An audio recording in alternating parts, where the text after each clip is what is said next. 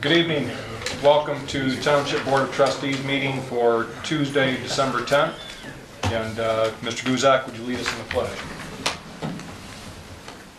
I pledge allegiance to the flag of the United States of America and to the republic for which it stands, one nation, under God, indivisible, with liberty and justice for all. I'd like to call the meeting to order and ask for an approval of the agenda. However, let's, for tonight's agenda, that is. So moved, Mr. Chair. Second. Okay. Any discussion? All those in favor say aye. Aye. Just when we get to Thursday's agenda, one of the things that I would like to add under operational issues is we're going to have David Conklin and Ms. Massey here to talk about a proposal to rename the main branch of the GDL library over in Pasadena, the William Delaney Library. And so we'll enter, if we can add that to the agenda for Thursday under operational issues. Supervisor Bennett? Yes. Would you like that to be like one of the first? Yeah, let's put that on first. We have privileged comment on there, but we're going to need to have a motion to vote. They want us to vote on it as well. Okay. Sorry. That's all right. And under the What's that? and under the consent agenda. Yep, under the consent agenda also, we would like to add on Thursday to appoint Mark Kilmer to the, reappoint Mark Kilmer to the McFarland Library.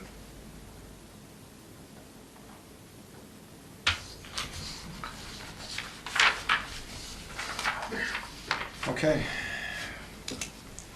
So we've approved this evening's agenda. Yes, sir. Okay, so at this point, we will open the floor for public comment. And do we have anybody here that would like to make public comment?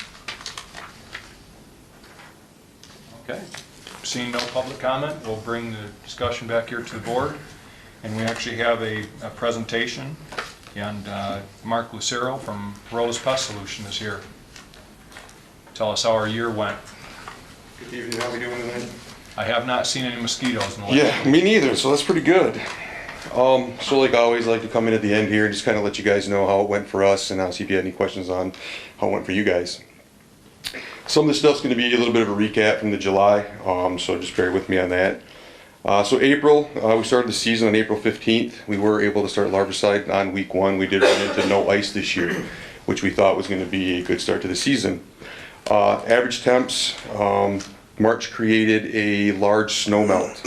You couple that with the amount of rain we had in April, that pretty much began our spring flooding statewide. I talked a little bit about that in the July meeting. That pretty much continued all the way until June. You get to May and June, as I stated in the July update, the rain was persistent during this time, almost every other day it seemed like. In May, the calls started to pick up a little bit. In June, they actually peaked over 400 resident calls. We tend to see an uptick in calls around that time when it rains that much, just not that many. The rain really affected our daytime operations. The fogging and the barriers that we do for the residents, either material we use cannot be applied in the rain, so that slowed down efforts dramatically. During the month of June, though, we were able to find a couple gaps to get some adulticide in with the truck. We did do the truck fogging in areas 1, 3, and 9. Most other areas seen smaller hatches for reasons. These 3 seen larger ones. Could be low-lying. Area 1, I believe, is due to the township next to you guys. There's some stuff next door over there that causes an issue for that area. July and August, Mother Nature kind of finally ironed her problems out, it seemed like. And this was directly related, you can see in the resident calls. They pretty much run a continuous decline from that point on all the way for the rest of the season. Gave us below average temps, below average rain. Again, kind of nice the way the season started, which was a nice change there. This allowed us to get called up on the calls and the larvicide. September, mild temps. Late summer is usually our, we call container mosquito season, especially around here with the number of residents you guys have. There's always something holding water in a yard. That takes heat and it takes rain, which the way the season started, we didn't have a whole lot of in September. It was pretty mild all the way around. The calls were pretty much non-existent through the middle of the month, and then the Triple E call started. Once again, I would like to commend the board for having a mosquito program and putting it in place. One thing I can tell you for me this year, when the residents called up and asked me what can I do based on what I'm seeing on the news, it was very easy for me to put the residents at ease, to tell them that you guys as a board have something in place and have had something in place for some time now. It's very easy to talk somebody off a ledge basically when they call up freaking out what they see, because the news blew it up way bigger than it needed to be blown up. And to be able to put them at ease in a matter of seconds by saying, we are doing something there for you, it is being done, don't worry. So that was kind of nice. In closing, I got a couple stats for you. 1,421 man hours, 846 calls. This is the most we've dealt with since 2015. 936 pounds of larvicide, 5,900 in briquettes, 21 gallons of adulticide, and 15 pools of West Nile, all tested negative. As of October 8th, we only had 8 cases of West Nile in the state with 0 deaths. The cases of West Nile in animals was up this year quite a bit actually, but in humans it was down drastically. For basically the West Nile season, when we have a rainy season like that, it always seems to dip down. To give you a little comparison, 2018 we had 104 cases with 8 deaths, so quite a bit last year. End of season reports I dropped off last month. If you guys want them, they can be printed off for you. And that's pretty much all I got, unless you got any questions. Okay, Ms. Lane? I would like to thank Mark, and I know that, like you said, the residents were very appreciative. When things were starting getting active again in September out at Bicentennial Park, Chip. the fact that we could say we are not just starting to do something, but we have a program in place, and everybody said, oh good, I can let my kids go play baseball or football or whatever. So Right. knowing that we are treating Bicentennial Park throughout the whole season safeguarded a lot of parents who were really worried about the West Nile and how it was being advertised. Sure. So thank you. Sure, and that's, I appreciate it, because that's one of the things that was hard for us, is some of these places were getting stuff treated that didn't necessarily need to be treated, not in Grand Blanc, but in other areas. There was companies basically, what I felt was taking advantage of the situation. They were doing stuff uncharacteristically. They shouldn't be treating where they should have. And it kind of gave residents a false sense of security by telling them that they got their football field treated. That does absolutely nothing. I mean, the board's been privy to a lot of information here on mosquitoes. You guys know how they work.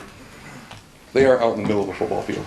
They're not resting in the grass. It's this tall. It's turf. You know what I mean? If it is, so they're not out there. And you give them that false sense of security, so they don't wear DEET. They don't cover up. They don't go out. You know what I mean? They don't do any of that kind of stuff. So you make it worse for the residents, I think.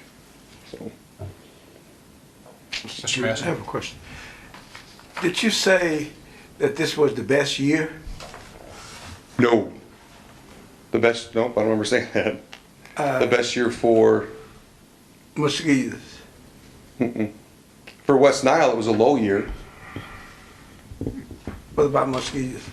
The mosquitoes, it was the rain made it pretty much, I wouldn't say it was the worst year, it was a bad year for calls. Oh, okay. So the calls was pretty high. I mean, like I said, most since 2015. Okay. And that could be due to just water.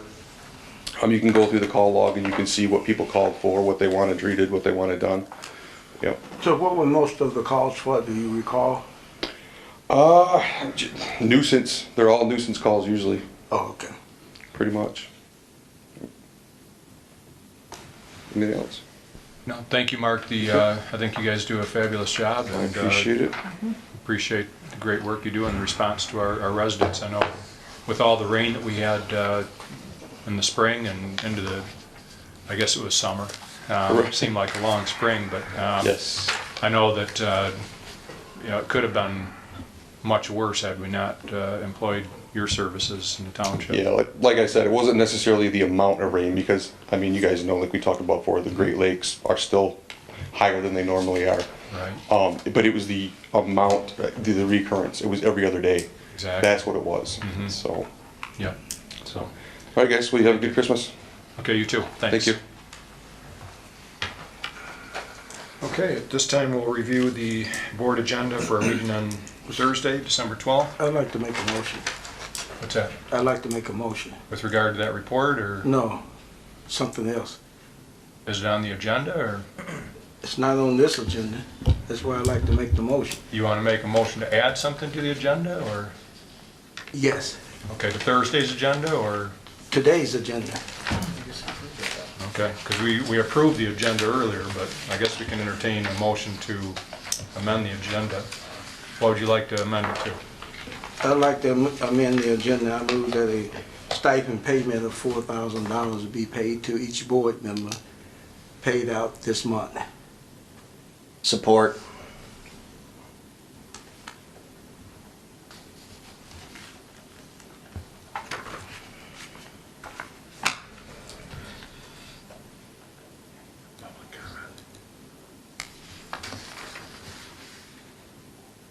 All right, so I guess you want to consider that after we go through Thursday's agenda, or where do you want to put it?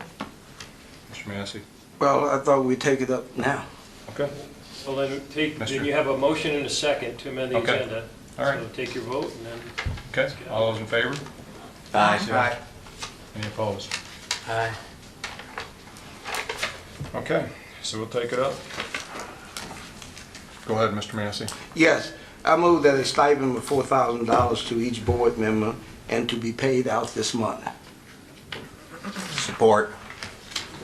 Okay, discussion? Well, that already was a motion. Well, the motion was to put it on the agenda. Yes. Okay. This is a motion to actually do it. can I ask No. a question on the Yes. motion? Is this, Mr. Massey, is this in anticipation of some additional duties that all of the trustees and the clerk, treasurer, and supervisor will be engaged in the upcoming, or in the near future? In the past and the near future. Okay, but also primarily in the future, because I think Yes, there's yes. there is an availability of the board to consider additional compensation for duties that are additional Yes, and that also are going to be upcoming in the future. And also, for Mr. Lemony, you're going to need potentially a budget adjustment. Correct. Is that correct? Okay. I just want to be clear on the motion and yes. the purpose of it. So I guess we're open for discussion now. Ms. Lane? I would like an explanation. I mean, this is, I voted to amend the agenda. I just don't know what this is about at all, or why it came up. This is about what the attorney said. We anticipate more workload than we've had. In the last few months, we've had a lot of workload. In the future, we're going to have more workload. The workload is going to double.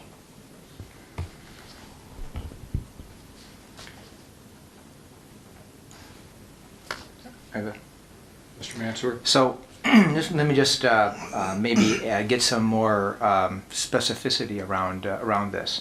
So, over the last couple of months, we have had, because of the situation with the Parks and Rec, a number of board members have spent a number of Saturdays in here, along with sometimes people from Parks and Rec, sometimes not, going through and mapping out the programs, understanding the facilities and those things in preparation for a transition, potential transition of the parks to the responsibility of the township. So that activity is just underway, and so I think that's one of the elements I think is playing into this additional workload.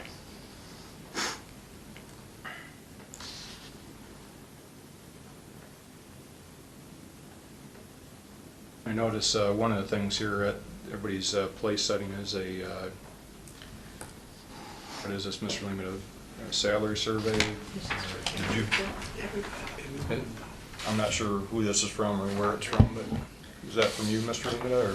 It is. I was asked to provide it, and I did send this out to the board earlier this year. It was a survey done by a township manager from another township early this year that had queried several of us to provide information. So I left it, I sent it out electronically, so if you haven't had an opportunity late today, it was in your email. But that's why you also have hard copies. It does show where Grand Blanc Charter Township is, our population, as well as taxable value, and then it shows compensation for all the board, various board positions and board officers across the board from a variety of townships that are generally would be considered in our market based upon population and taxable value.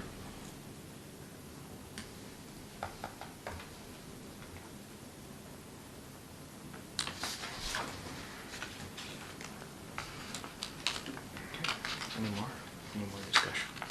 Any other comment or discussion? Mr. Chair, Yes. is this, or to whomever, because again, I'm asking for clarification, is this for 2019 and then again for 2020?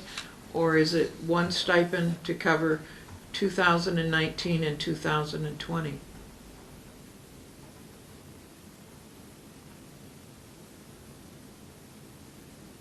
This is paid out in 2019.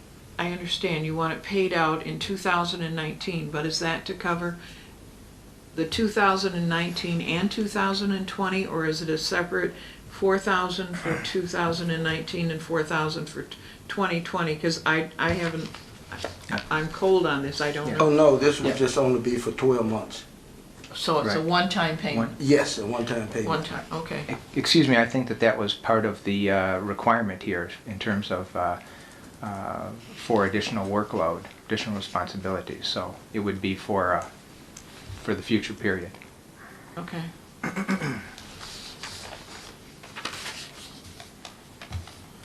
Well, looking at the salary survey that's here before us, just looking at it because it lists township supervisor, township clerk, treasurer, trustees, and so for example, trustees, you know, most of them on this list look like, I don't know, this list looks like everybody else is substantially higher. I don't know, there's a couple of them that are substantially, well, half, but that would be Georgetown, which I don't even know where that is, but Waterford is about more than double. There's no doubt that I think we need to take a look at these. I'm just not sure if we need to study it or not first for a day or two. Miss Lane?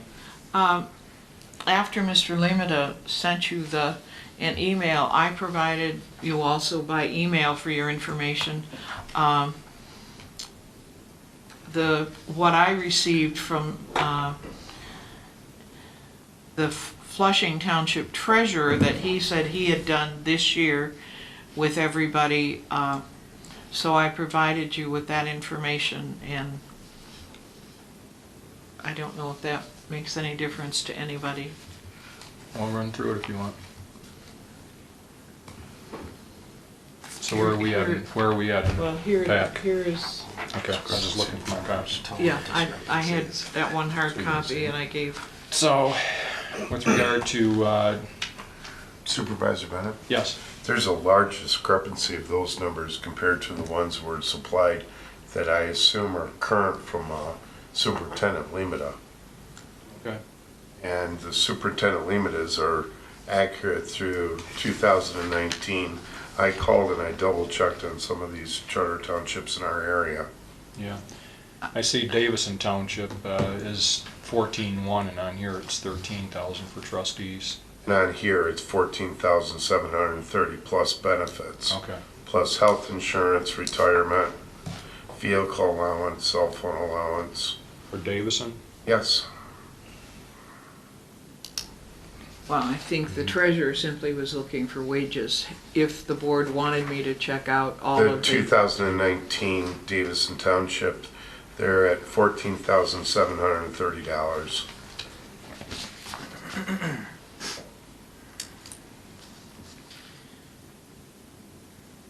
I don't know, is there, for budget reasons, Mr. Limita, is there any reason that we have to decide tonight, or, I mean, because typically we discuss things tonight and vote on them on Thursday, but, The only request I would make, because we're going to do the, well, it doesn't have to be the final, but we had a 2019 budget amendment prepared for the board's consideration on Thursday.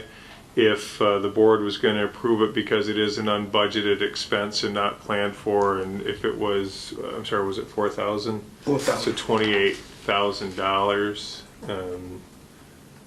If I would need to know what fund we want to take that out of. I'm going to have some suggestions. Obviously, we had a IT position that we were unable to fill this year, so I could do a transfer from that position that wasn't filled to legislative expense. The other thing would be potentially interest on some of the investments on CDs was higher than anticipated, so we could, that revenue, additional revenue could be used depending on what the board's pleasure is. But we would, if we're going to pay it out in 2019, we do need to get the amendment done. You guys are going to consider one more meeting for December 20th, so we could still adjust it at that time. But it just needs to be, if it's going to be paid out, typically, we'd like to make the amendment before we authorize the payment. is there any particular reason, Mr. Massey, why you want to vote on it tonight as opposed to on Thursday, or? As long as we have time to get it paid out this year. Okay. If Superintendent, We're going to ask the board to hold a meeting on December 20th for the purposes of doing a second accounts payable run. So it would be in that run as long as you're approving it. If you're going to approve it this week, either tonight or Thursday night, to move it forward, we would have that in the AP run on for the December 20th meeting. so we just approve it tonight, and you can start working on it, and whatever, if you have it, it'll be assured that it'll be ready. And then if you guys are going to approve it tonight, we would amend the amendment that we have prepared for Thursday, so that when you vote to consider the 2019 fiscal year budget amendments, it would be incorporated into that amendment, so we wouldn't have to do another amendment later. Okay. It's been brought to my attention that typically we don't allow things to be put on the agenda at the last minute that we're going to be voting on. And That was already voted and passed. We already voted on it. I know, Yeah. I'm just saying, but that's been brought to my attention, and so, anyways. Well, Ms. Lane? would the motion maker and supporter, you brought it to our attention tonight, we can put it on for action on Thursday? Would you be agreeable to that? And that allows Mr. Limita to make the budget amendment and get everything ready for the 20th. And we can study it a little bit more. I think, if I heard the superintendent correctly, if we approve it now, it would be to our advantage for the superintendent to make the adjustments. It would be, yeah, if the board is going to take an action on this, if it was considered now, then I can change the fiscal year 2019 budget amendment for approval so that you don't have to come back and do it again on December 20th. We could make that the final 2019 budget amendment potentially for Thursday evening. So I mean, I can do it whatever the board's pleasure is. We're going to meet on the 20th anyway, so. Whatever the board's pleasure is, we can handle it either way. We just handle it tonight. Yeah, we already voted on it. Well, I think you only voted to make a motion, you didn't vote on actually passing it, did you? Yes. they Yes, did. we did. Well, we voted to put it on the Agenda. agenda. It's on the agenda, and it has a motion and a second.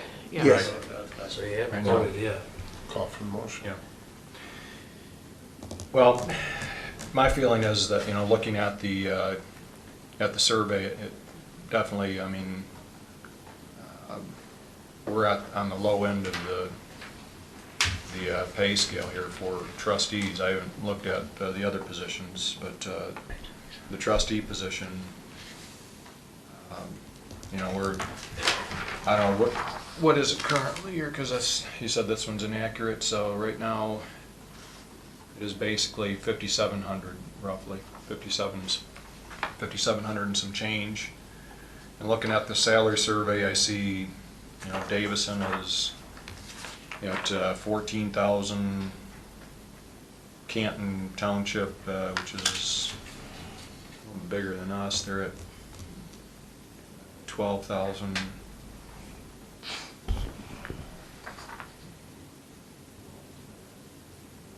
Delhi is at 11,000. Delta is at 13,000, which is, Delta's pretty close to us. They're at 1.4 million in taxable value, and we're right there, a little bit above them.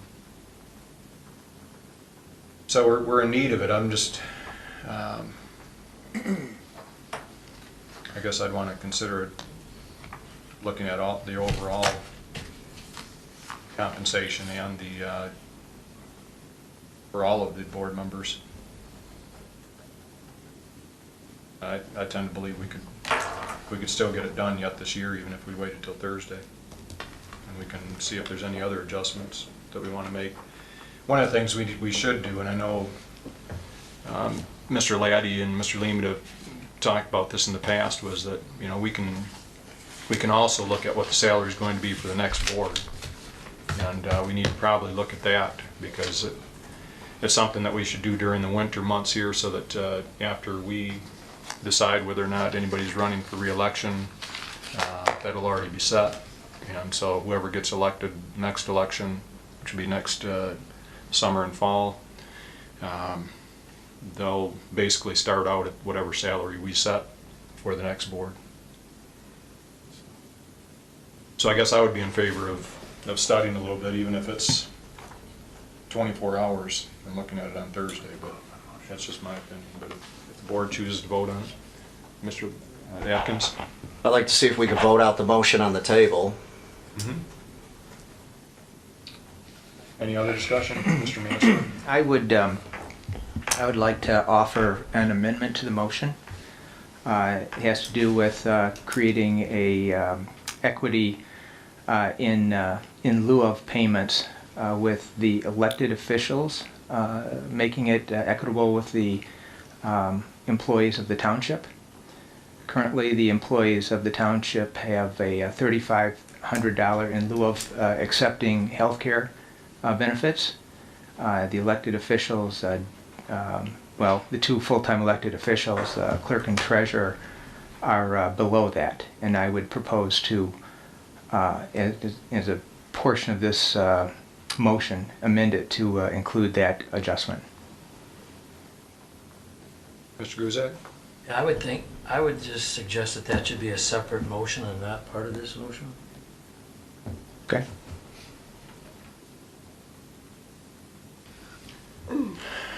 Okay, so we have a motion, first of all, that's on the floor for the stipend or bonus, whatever you want to call it, for $4,000 for each board member. And that's been seconded. We have another motion that was made, I haven't heard anybody second it, to increase the in lieu of payment for those that are eligible. I'll second it. You'll second that Well, motion? now, that was a request for an amendment. That was an amendment. So- Right, so it has to be a different one. So it has to be the So motion. is the amendment accepted by the Amendment. maker of the motion in the second? Someone stated that it should be a separate motion. I Well, did. you can decide that, because you made the first motion. Okay, I can. Because you You can actually accept made the motion. You can accept my amendment, or you can put it Let's off. accept Al Mansour. You accept his amendment to your Yes. motion. I support it. So the amendments, or the motion has been amended to include increasing the stipend from $1,800 to 1,200. 1,230. Okay, thank you.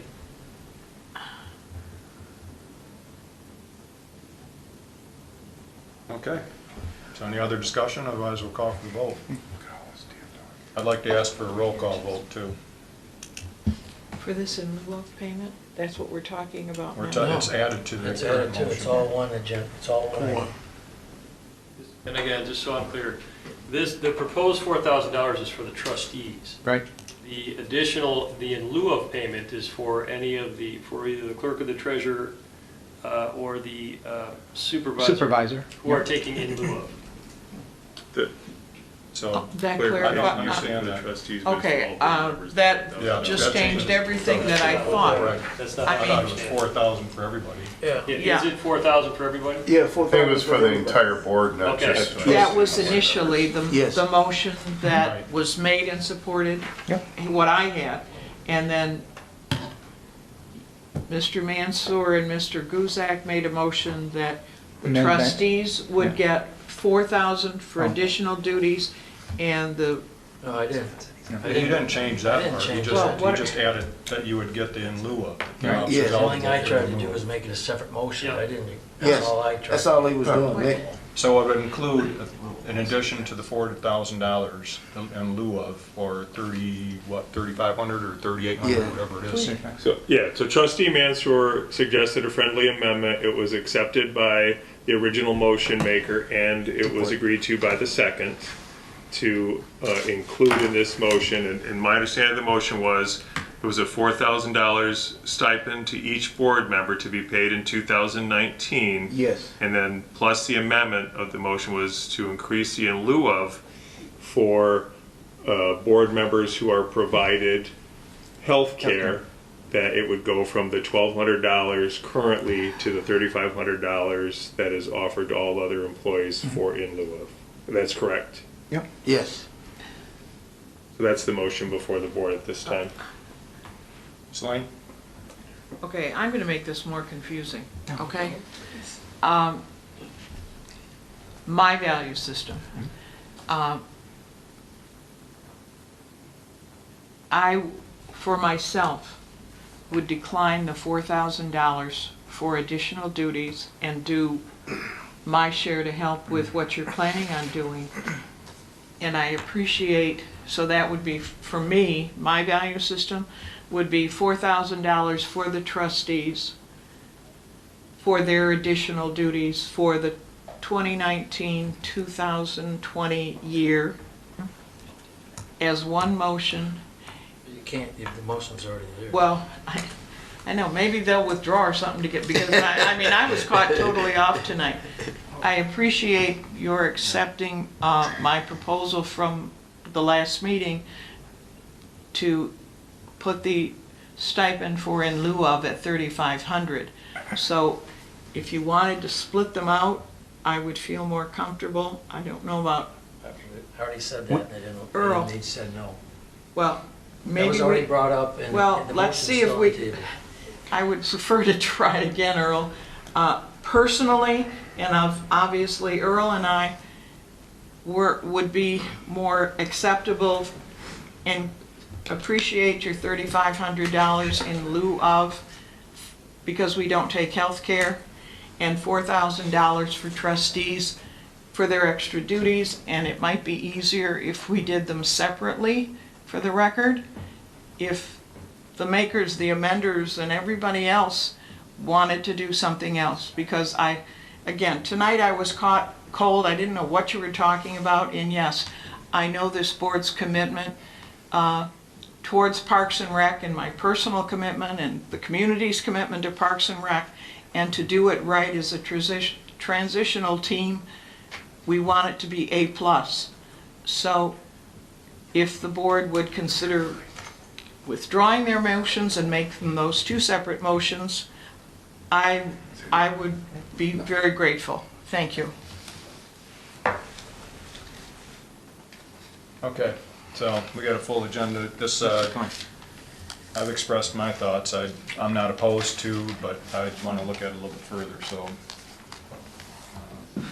With that, let's call for the vote, and I'd like, Ms. Lane, It's just a motion, right? For the, I'd like a roll call vote. okay, for the motion as Mr. Limita stated it, unless there's anything else. Mr. Mansour? Yes. Mr. Thomas? Yes. Mr. Atkins? Yes. Mr. Guzak? No, Mr. Massey? Yes, Myself, no. Mr. Bennett? No. All right, thank you. It still passes, gentlemen, Okay. but I know you're all committed to Parks and Rec, so I appreciate that. All right, moving on to... Supervisor Bennett? Yes. So before we move on, I will make that amendment and we'll change the amendment for Thursday. Is there a preference from the board as far as, like I said, that two options that popped into my head? And maybe the easiest one from an expense to an expense is just transferring some over from the GIS IT department for the position that wasn't filled to cover the $28,000 expenditure and just move that to the legislative board. If everyone's agreeable, that's what I will change the amendment to for Thursday. I agree to that. I think that's appropriate. I was just making a note here. I've been kind of following the budget package here, and from account 101-336-977, there's a $50,000 placeholder. Through the end of November, we've spent $51 of it. So I think there's a couple of different options on where to fund this additional money from.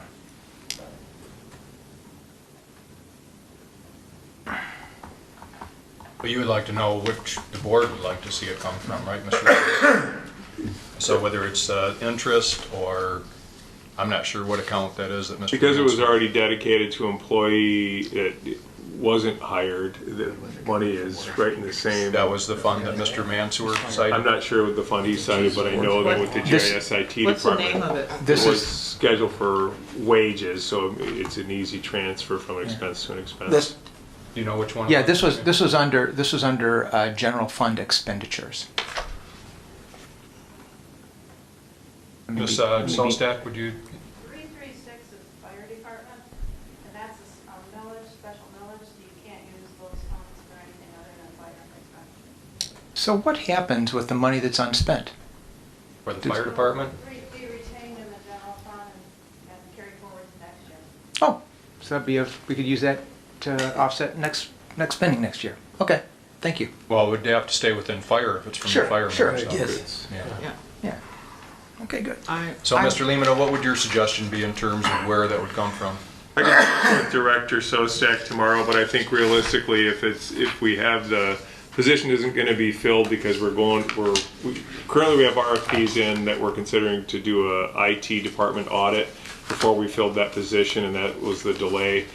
Me being out for a month kind of set us back a bit, but the position won't be filled in 2019. I think it's a very easy transfer from the cost center of GIS IT to legislative in that $28,000 amount. Do we have a consensus that Yeah. that's okay to take Sure. from that account?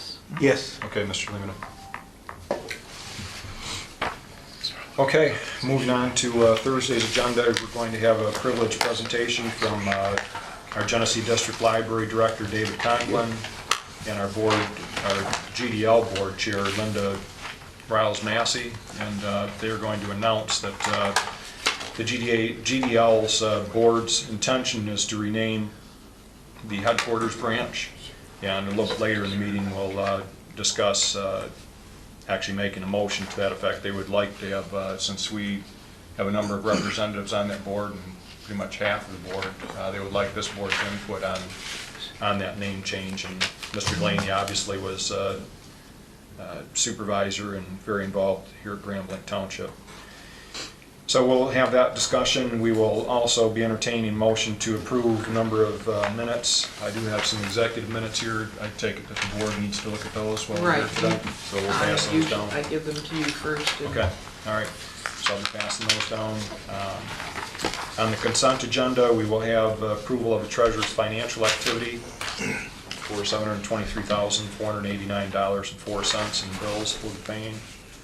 The next item under the consent agenda will be the board will consider a motion to schedule a special meeting for December 20th, which we talked about earlier. And that'll be basically to approve accounts payable. We're going to meet at 10 a.m. on the 20th. Mr. Chair, Yes? just in the event of something, can we put down or any other business, because that will be a posting. And if anything comes up, we need that in a notice in order to carry on any other business other than just the accounts payable. Mr. Laddie, your thoughts? That is true, that if you're going to conduct any other business and you don't have unanimous attendance by the board, it would have to be spelled out in the agenda. or that notation have to be added. Okay. If you don't think you'll have a full membership of the board and don't want additional items to be considered, then you would leave that off.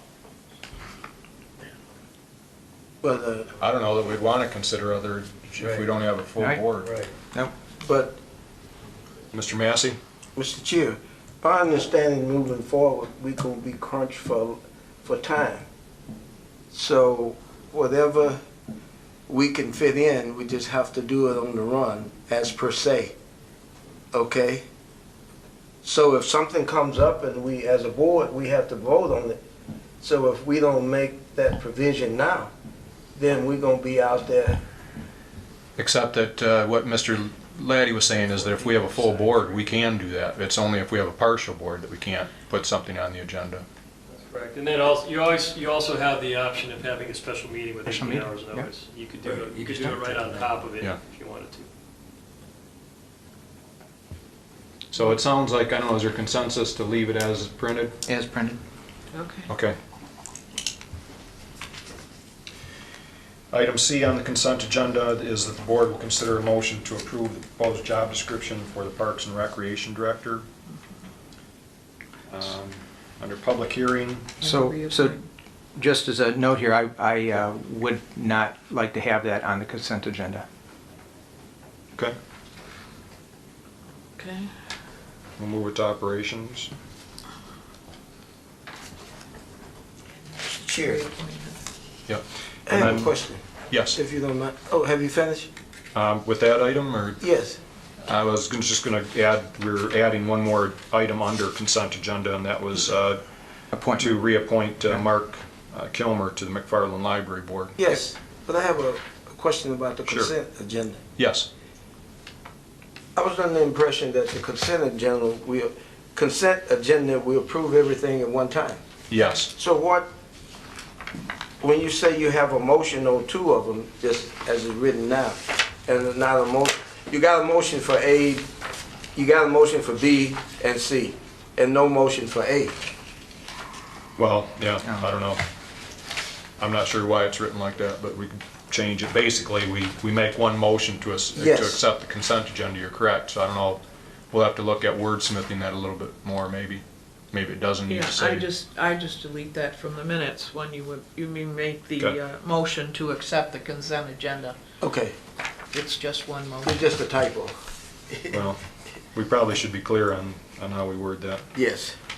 So we'll move item C to operations, so we can Okay. discuss job description.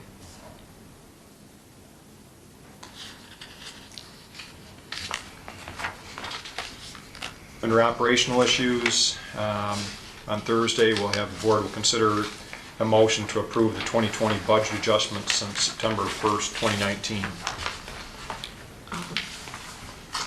Any discussion, Ms. Lane? Not on that motion, Mr. Chair, but with the director of the GDL and the chairperson of the GDL here, may I recommend that when we have representatives yep, like I've got it that, here. that we make that A, Yep. so that we're not tying them up for a whole meeting. Yep, I had that in my notes and I skipped over it, so let's, we'll amend the agenda for Thursday to include the vote on the motion to rename. As item A. Right. Okay. So then, item B would be, the board will consider a Yeah, motion to everything approve the will drop 2020 down. budget adjustments since September 1st. Okay, moving on, the board will consider a resolution to approve the 2020 general fund budget. Item C, the board will consider a resolution to approve the 2020 special revenue funds budget. And then item D, the board will consider a motion to approve the 2020 DPW budget. Same for item E, the board will consider a resolution to amend the 2019 general fund budget. Also, the special revenue fund budget. And then item G, the board will consider a motion to amend the 2019 DPW budget. Mr. Lemata. So I had it in superintendent's report, but I wanted to provide more information, and I'll get it to the board out tomorrow. But what the request here was to consider the 2019 DPW budget, and that is to consider taking an additional $1.6 million from the fund balance and putting it towards OPEB. The enterprise funds have a unfunded liability. They've been one that has paid more than their fair share moving forward. They've continued to fund theirs or tried to pay down their unfunded liability. But there's still about $3.2 million in unfunded liability associated with our DPW budgets. As you guys know, with our corrective action plan, we're trying to get to that 40% funded level. I thought that there's the amount of money that they're sitting on, and I understand, especially from our consultant, Dan Potter, he's got some concerns because of the amount of activity that we're about to have. We are meeting with developers for the Tech Village area on Friday.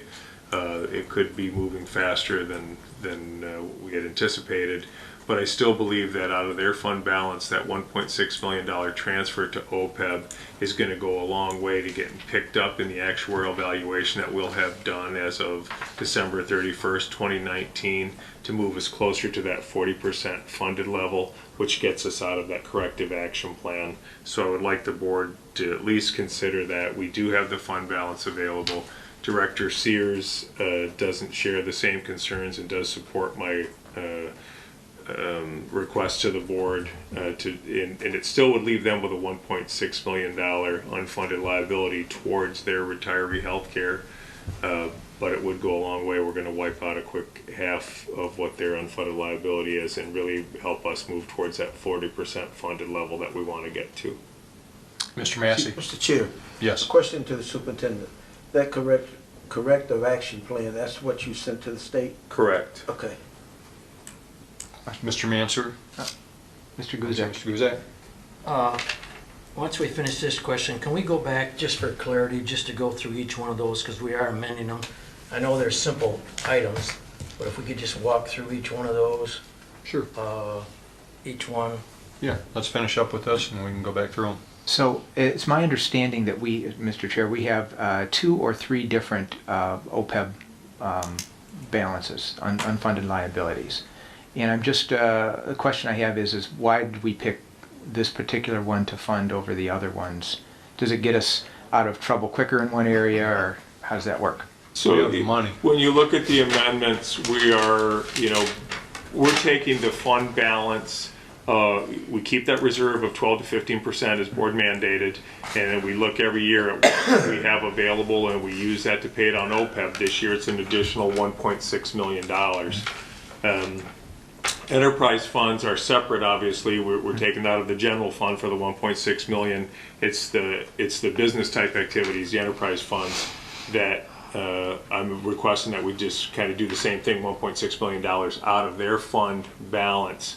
We have to account for theirs separately regardless. Okay. And so it's kind of trying to do a double whammy here and really move us forward out of the hole. I mean, we've made tremendous success. We've gone from 13% to 24% funded.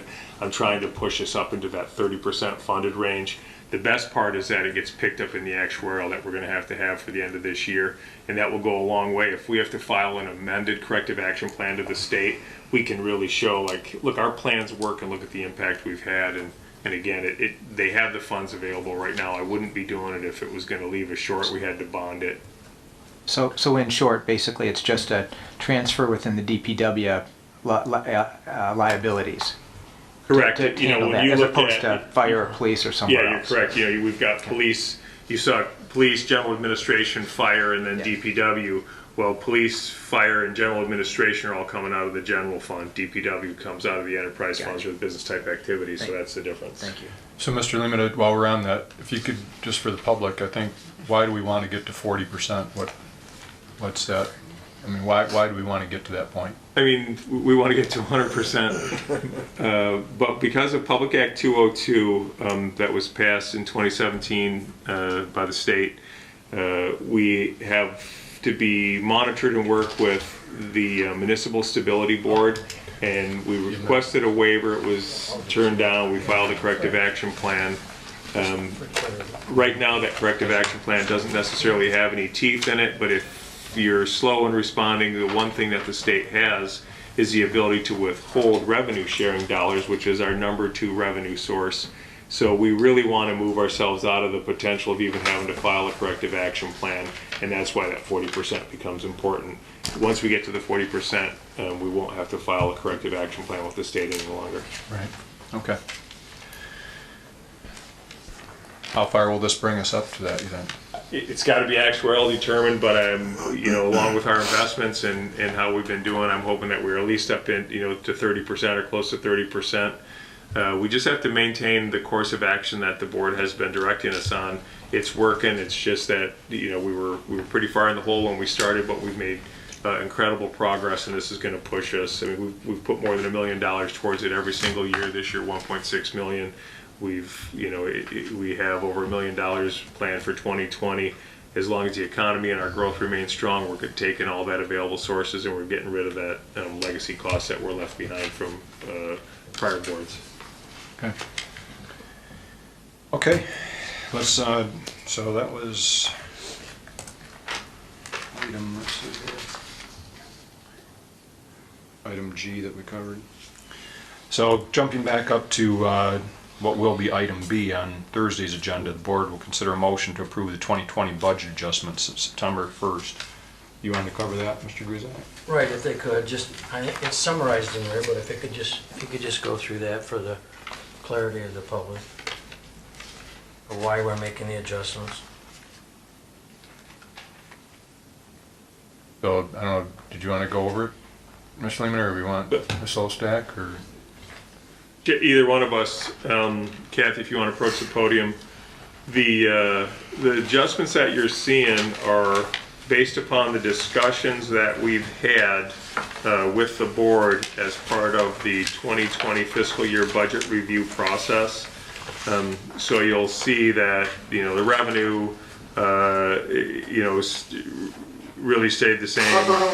It's really what we're asking to change is we're moving money within, and when you look down there, an increase to the police millage, the revenue got increased by 134,825 at the time we put the budget out in September 1st. We had a question out there for police millage that was approved in November, so that's the additional funds coming back because it was the Headley rollback. We were down to like 0.9 or whatever, we weren't at a full mill. So this is really showing that we're picking up 134,825 by going back to that full mill. And then the other adjustments in there, obviously legislative, this is a direct response to Trustee Mansour's request to make sure that the funds that had been set aside for some of the subcommittees were continued through. There was a slight decrease to the contribution to OPEB.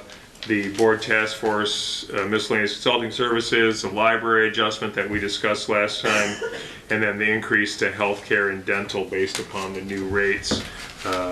We had to include, again, as the board was aware, our healthcare came in at a 15.6% increase, and we had not budgeted for that increase, and so that had to also be picked up. The expenditures, obviously, balance the whole thing out again. The one was the addition of the electronic record, retention record scanning that will be on your Thursday's agenda for consideration. We wanted to put that out there because that again moves us to taking all the building files and getting those scanned in so that we have those in a permanent record. And of course it didn't mean a decreased appropriation of the fund balance because of the additions. Guzak? Yeah, that's fine, thank you. Okay, the only other one that, do you want to go over item E, the resolution to amend the 2019 general fund budget? Right, and you already mentioned part of it, but you probably, I think, you already mentioned the 1.6, but you can go through that too. So again, this will change on Thursday with the addition of the board's motion this evening.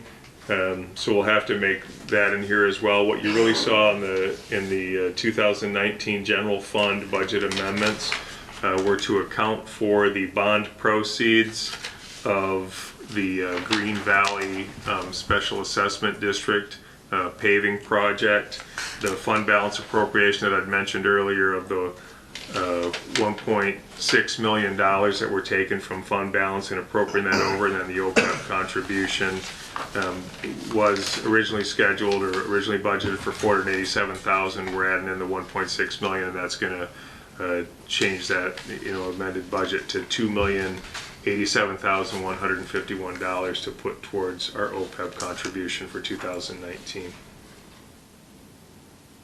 But the only change to that will be the action that the board took this evening, and you will see that in the updated budget amendment for Thursday. Okay, and then anything on the special revenue fund, the amendments to that?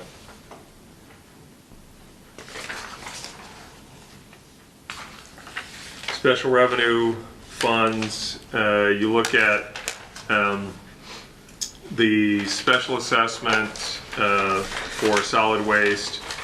We amended the budget from $1,364,500 to $1,371,400, an increase of $6,900. That was offset the waste collection expenditures that were slightly higher than what we had budgeted for. The CDBG, $12,585, it's to amend the budget to include a transfer from Capital Projects Fund to expense an uncollectible receivable from CDBG. That had to do with a ditching project that was done, and then we were unable to get the reimbursement from CDBG on that project. The Municipal Campus Project Fund, again, we had higher interest income on CDs of $33,000 than was budgeted for. The $33,000 that's offsetting the expenditure had to do with the space needs assessment that the board had made a motion for us to take that out of the campus project fund, and that was the cost of that $33,000. So that accounts for that expenditure. And then in your capital projects fund, we had road projects came in higher than what had initially been budgeted for. And then we also had the fire station improvements that the board had authorized that was not budgeted for at the beginning of the year, as well as the fire department vehicle purchase. We had initially planned on spending 50%, but in order to the board made the motion to go ahead and take advantage of some cost savings by paying off that truck, so that changed that amount to $825,250 for an increase of $357,250. And again, this also accounts from capital projects for the previously mentioned CDBG transfer of $12,585. Mr. Guzek, any comments on that? No, I appreciate you going through that. Thank you very much. Okay. Next item would be item H, and that is the board will consider resolution to approve the changing of precinct locations. Ms. Lane? I am proposing to change and use Twin Cities Baptist Church because we have a need here to expand rooms for AV counting boards. So precinct 11, which uses this auditorium, would be moved to Twin Cities. And the McGrath Elementary School with precincts 1 and 2 is so crowded that it's difficult for the voters to stay in an organized fashion. And so we're moving precinct 2 from McGrath also over to Twin Cities Baptist Church, if the board also goes along with the agreement, which we need to send to the state, and then follow it up with the agreement with Twin Cities Baptist Church. And it's to just make it easier for our voters at those 2 precincts and to make this room available for another absentee counting board that we anticipate needing in 2020 for the very large elections coming up then. So, Ms. Lane, I'm looking at this precincts updated for 2020 elections form that I imagine you prepared this, right? Yes, I did. So I see new precincts, precinct 16, precinct 17, right? Correct. Those are not part of your resolution.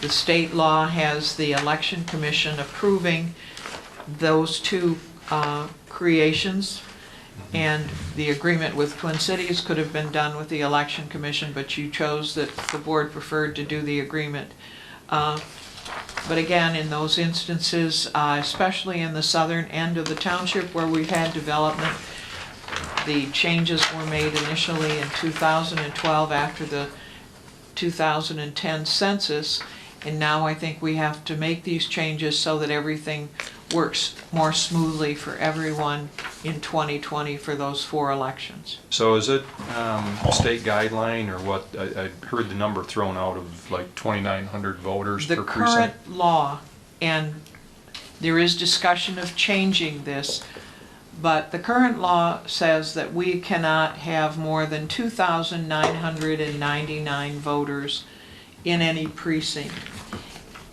And so we were getting too close in the southern precincts, so that it was best to do these changes now.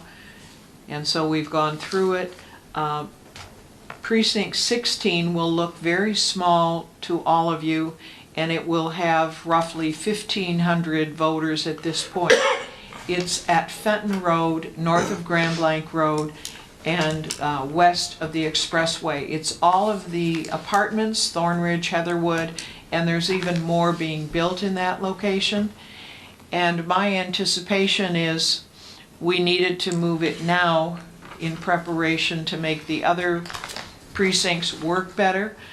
But the law allows us, when we have more than 150 voters in a precinct in a development like this, that in the future I would be suggesting to the boards that we put a precinct, if we can come to an agreement with Thornridge or Heatherwood, to put a precinct over there for everybody in that apartment complex. It would make it easier for them to vote, but it would also, again, in the future years, make it more even accommodating for the West Middle School. So we're going to be moving some people where they go to vote, right? With this, No, with what most, we're approving? this particular group in precinct 16 will be moved to West Middle School, but the other changes that were made on that second sheet that I gave you, people will still in most cases be going either to Mason or to the high school. I'm not going to be changing most of them from their location, just giving them a different precinct number, and they will get different precinct cards so that they are informed of it. But more importantly, I hope to work with Paula Schmidt and get this out to the public, and the new maps will be Well, that's available. exactly what my concern is making sure, I mean, if people are moving where they're voting, you know, and it's a presidential election year, I just want to make sure No. that we have a campaign to make sure that people know where to go so that they're not showing up at the No. wrong precinct. No, other than precinct 16 that will be going to West Middle School, people will be going to their same precinct location, just have a Okay. different number. So when they get there, we'll do everything to accommodate them, and they'll start out with precinct, Okay. with the election in March of the presidential primary, and they can practice again in May, so that they'll be Okay. better accommodating in August and November. But I think it sets the township up better for the next several years. Yeah. Mr. Mansell? Yeah, Clerk Lane, in fact, people from Precinct 2 and Precinct 11 are going to be changing locations. 2 and 11 are moving to Twin Cities Baptist Church Yeah, but... in order okay, to so- have an area Sure, here. They but will there are be people who will have to know that their locations in are that area, changing. Yeah. yes. And is it a typical practice to skip over voting sites? Like, for instance, the people in Precinct 11 have to drive past McGrath Elementary to get to the new place. And people in your proposed Precinct 16 will have to drive past Bethany Baptist in order to get to West Middle School to vote. Is that a typical organization of precincts? The church on Grand Blanc Road is so full, they can't accommodate the number of people that would be going there. It's sometimes has to be done in order to use major roads. And in the southern end, we have 2 different county commissioners, and I'm hoping with the redistricting in 2023 that the county administrator and the board of canvassers will help us as they did after 2012. We used to have in the southern end an additional state rep in a certain area, so we're trying, you have to work with what the county gives you, what the state gives you. And so again, I hope the county will change the boundaries of the county commissioner down there so that hopefully maybe we only have one, but we have to accommodate those changes that you're not as accustomed to seeing. And it's the same thing with 6 and 8. They're going to have to, the people closest to their voting location in Mason are going to be driving into the city to vote at the high school. That's what this says, north of. But we again look at the size. Mike Uresco and Lynn and Sue DeVerney over the years have looked at the capabilities and. Okay. I just think we need to make a concerted effort to Make it let easy. people know. I mean, it's got to be more than just sending them a voting card. We got to. Absolutely. Is there anything that would prevent us from, I don't know, putting an ad in the paper or sending out something with their water bill or what have you? Any and all of those means, Mr. Supervisor, are available, and we'll do everything we can to accommodate everybody. And then also encourage everybody to use an absentee ballot when they want, so that they know about every election and can take the time to do their due diligence in studying the ballot and making recommendations. I can also tell you that in the last couple months, we had the state totally change all of the envelopes and what they're going to look like and how you're going to fold your ballots. So we have to keep moving every day with. This update was dated November of 2019 that I'm working with all of these things right now. So it's a changing world. Okay, Mr. Massey? I have a question. When you look at this map, if you look at precinct 13 and 14, based Looking on at the second page, Mr. Massey? Or? yeah, It's the second page. I'm sorry, the second page. The way it's laid out here, does that mean that these precincts are in different locations in the school? No. What does that mean? It means that in general in the schools we use the gymnasium. And so you come in and on one side will be one precinct and on one side the other. And our workers and our machines are separate for each group. Okay. And especially in the areas that we haven't changed, those boundaries were set up so that people generally were going to the school where their children attended school. Prior to that, it was all over. So on that map, I'm looking at, you have stars and that's where the precinct is. And so there's a couple of them that don't have them though. Yes. Well, then I will work with our GIS to get all the stars in there. The colors, we chose this time to use colors so that if everybody was looking at a map, they know that in this area we go somewhere, in another area we go, instead of the multicolors that were past practice. Yeah, looks good. Okay, no further discussion on that. We'll move on to the next item, which would be, I think everybody received the agreement that Ms. Lane, Mr. Laddie, I guess, drafted. Mr. Laddie drafted it. Mr. Laddie drafted for the agreement to use Twin Cities Baptist Church as a facility for a precinct location. Anybody have any questions on that agreement or concerns? Just to make clear, this is a kind of a self-renewing contract as it's written until, I guess, one of the parties or us decides that it's not going to be useful, or we have to amend it in some way. So we won't be seeing this every year unless there's a need to change the rental or whatever the fees are. Is that correct? That's correct.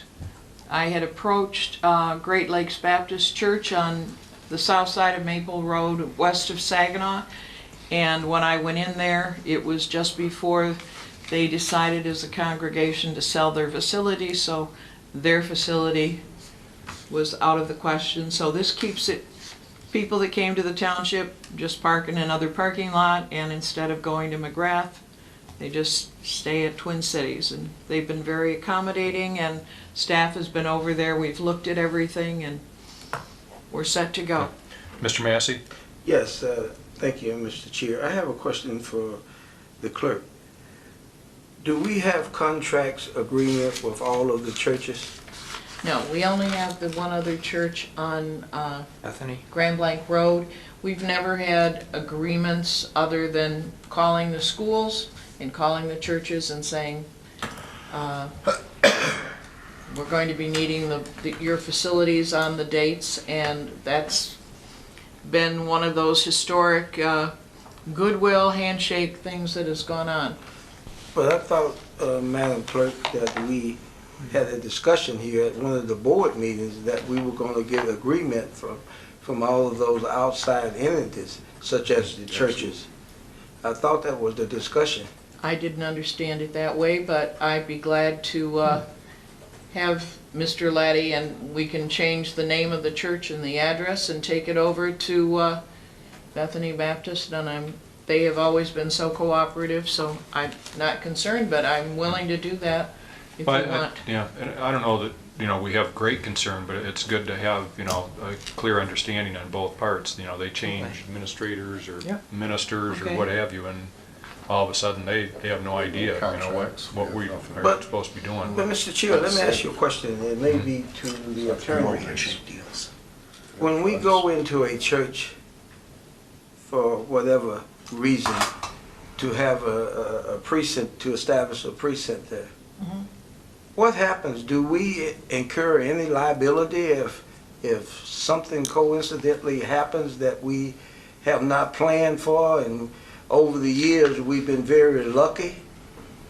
Mr. Laddie, and Interestingly enough, we are holding them harmless, basically, from any activities that go on regarding election activity on their site.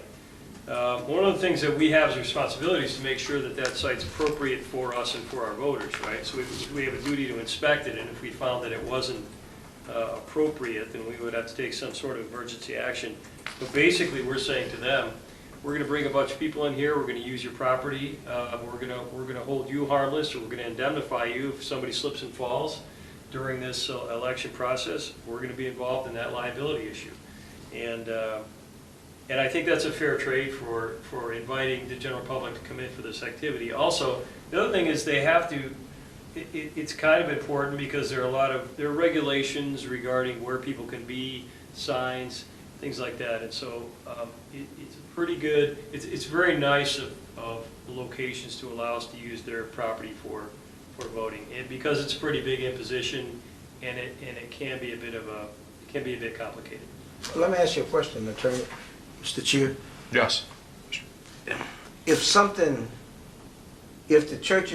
the church changed pastors, or whomever you went through Clerk Lane, and there was a big discrepancy, such as whatever could have happened, and we get entangled into a lawsuit. The way I think as a street lawyer, that could create a big problem for the township, when you have no agreement. Well, I think your initial instinct is probably the best one. That is, let's have agreements with outside premises that we're going to have It voting. should be the schools too, right? Why not make it uniform? So I think for sure, for privately owned properties like churches, let's go ahead and do that. Supervisor. It may be a little different when it comes to a school, because again, it's a public entity, but the more clearly we understand each other and our rights and responsibilities, the better off everybody is, I think. Mr. Thomas? I totally agree, but through you to Attorney Laddie, is there a way, because I guess the first time we had this discussion it didn't take, could you write this up in a resolution? Well, I can do that, and also I'm happy to. Do we have, Madam Clerk? We just have one other church location. Correct. How about if I provide you that other church location for? Well, you're going to have to talk to them first, right? I can call them tomorrow. Why don't I rough up an agreement for them and see if we can get it on the agenda for Thursday, and then you'll have at least all the church private locations handled. Well, Okay, fine, thank you. I concur with trustee, oh, I'm sorry. Did I Go ahead, interrupt Mr. you? Thomas. Bart, did I interrupt you? I'm sorry. Attorney Laddie and I will get with the other church and have have an agreement with them for Thursday's agenda. Okay, again, Go ahead, Mr. Thomas. through you to Attorney Laddie again. Attorney Laddie, in the whole, what I'm asking for is a resolution to form a continuing resolution that anytime we do any outside contracting, that it would be put down in writing in a contract form. Sure, do you want that for Thursday? Because I can Do do you that. concur with that, Trustee Massey? Yes, absolutely, trustee Are you saying? Thomas. We're talking about private properties, right? We're not talking about the schools necessarily. Right, correct. Yes. I get it. Excuse me, Mr. Supervisor Mist. Bennett? Yep. Is that something that's more like a policy that the board should adopt that would go across, outside precinct selections and maybe other activities that the township were to engage with private properties? I could handle it as a policy as well. Can we just write up something like that when the board, when we choose to engage with private property, that we will have a written contract? Sure. This time, make sure that it takes. Yeah. Okay. Mr. Thomas, would you be okay with, would you be okay, Oh, Mr. Thomas, with absolutely. making this a Yes. policy? Yep. Actually, Both.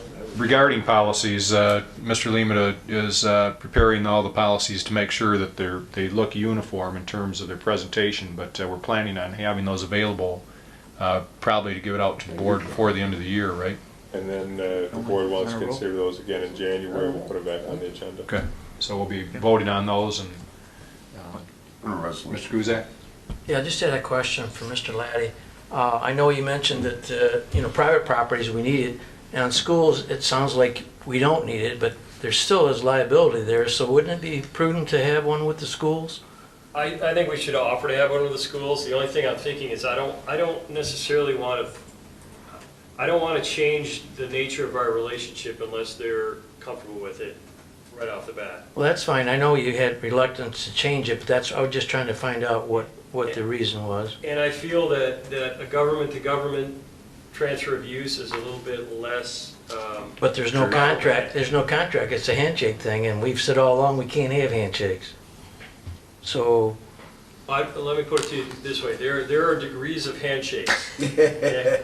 And an understanding between two municipalities, I think, is a little bit more reliable than a private entity. But I also don't want to come at the schools off the bat saying, hey, guess what? We need to come up with an agreement for your schools. well, that's fine, I was just curious. I want them to digest it. They work like we are. We're Right. bored, they need to think about it, they need Right. to get warmed up to it. But if that's where this leads eventually, that's fine. And if they're agreeable to it, that's fine. Well, yeah, because you could have a administrator change at any point in time and say, no, we're not doing this anymore. They may have some things they want to put in the agreement too, that maybe we're not doing that they want us to do. I know one of the things is all the signs outside the voting locations don't always get picked up, and I imagine their maintenance people would love to have something there. So Mr. Mansur? just continuing on with this, at the risk of kind of taking too much time here, but in the event that there was some kind of an emergency and all of a sudden one of the voting locations that we had contracted with wasn't able to, the roof fell in or the tree fell out, something like that, Clerk Lane, do we have any contingency plans set up for additional precincts, or what's the written approach that says what happens if one of the designated precincts is not available to be used? The state has rules that we have to follow, and I haven't had that problem, so I haven't raised that one in depth I've been working on dealing with what we have right now. But the state sets up the rules for how that's to be governed. I mean, even when the case where there's a tornado and something is demolished, they don't change the dates, but they have implemented ways to handle it. It might behoove us, I don't know, I'm just Emergency plan? talking out loud, but Why not? to have a location set up as a contingency, that if any of our locations could never, who knows? I mean, stranger things have happened, and it'd be nice to have someplace set aside that in the event of, some The new calamity that DPW happens. building, What's that? the new DPW or fire Well, hall. unfortunately, we don't have that yet.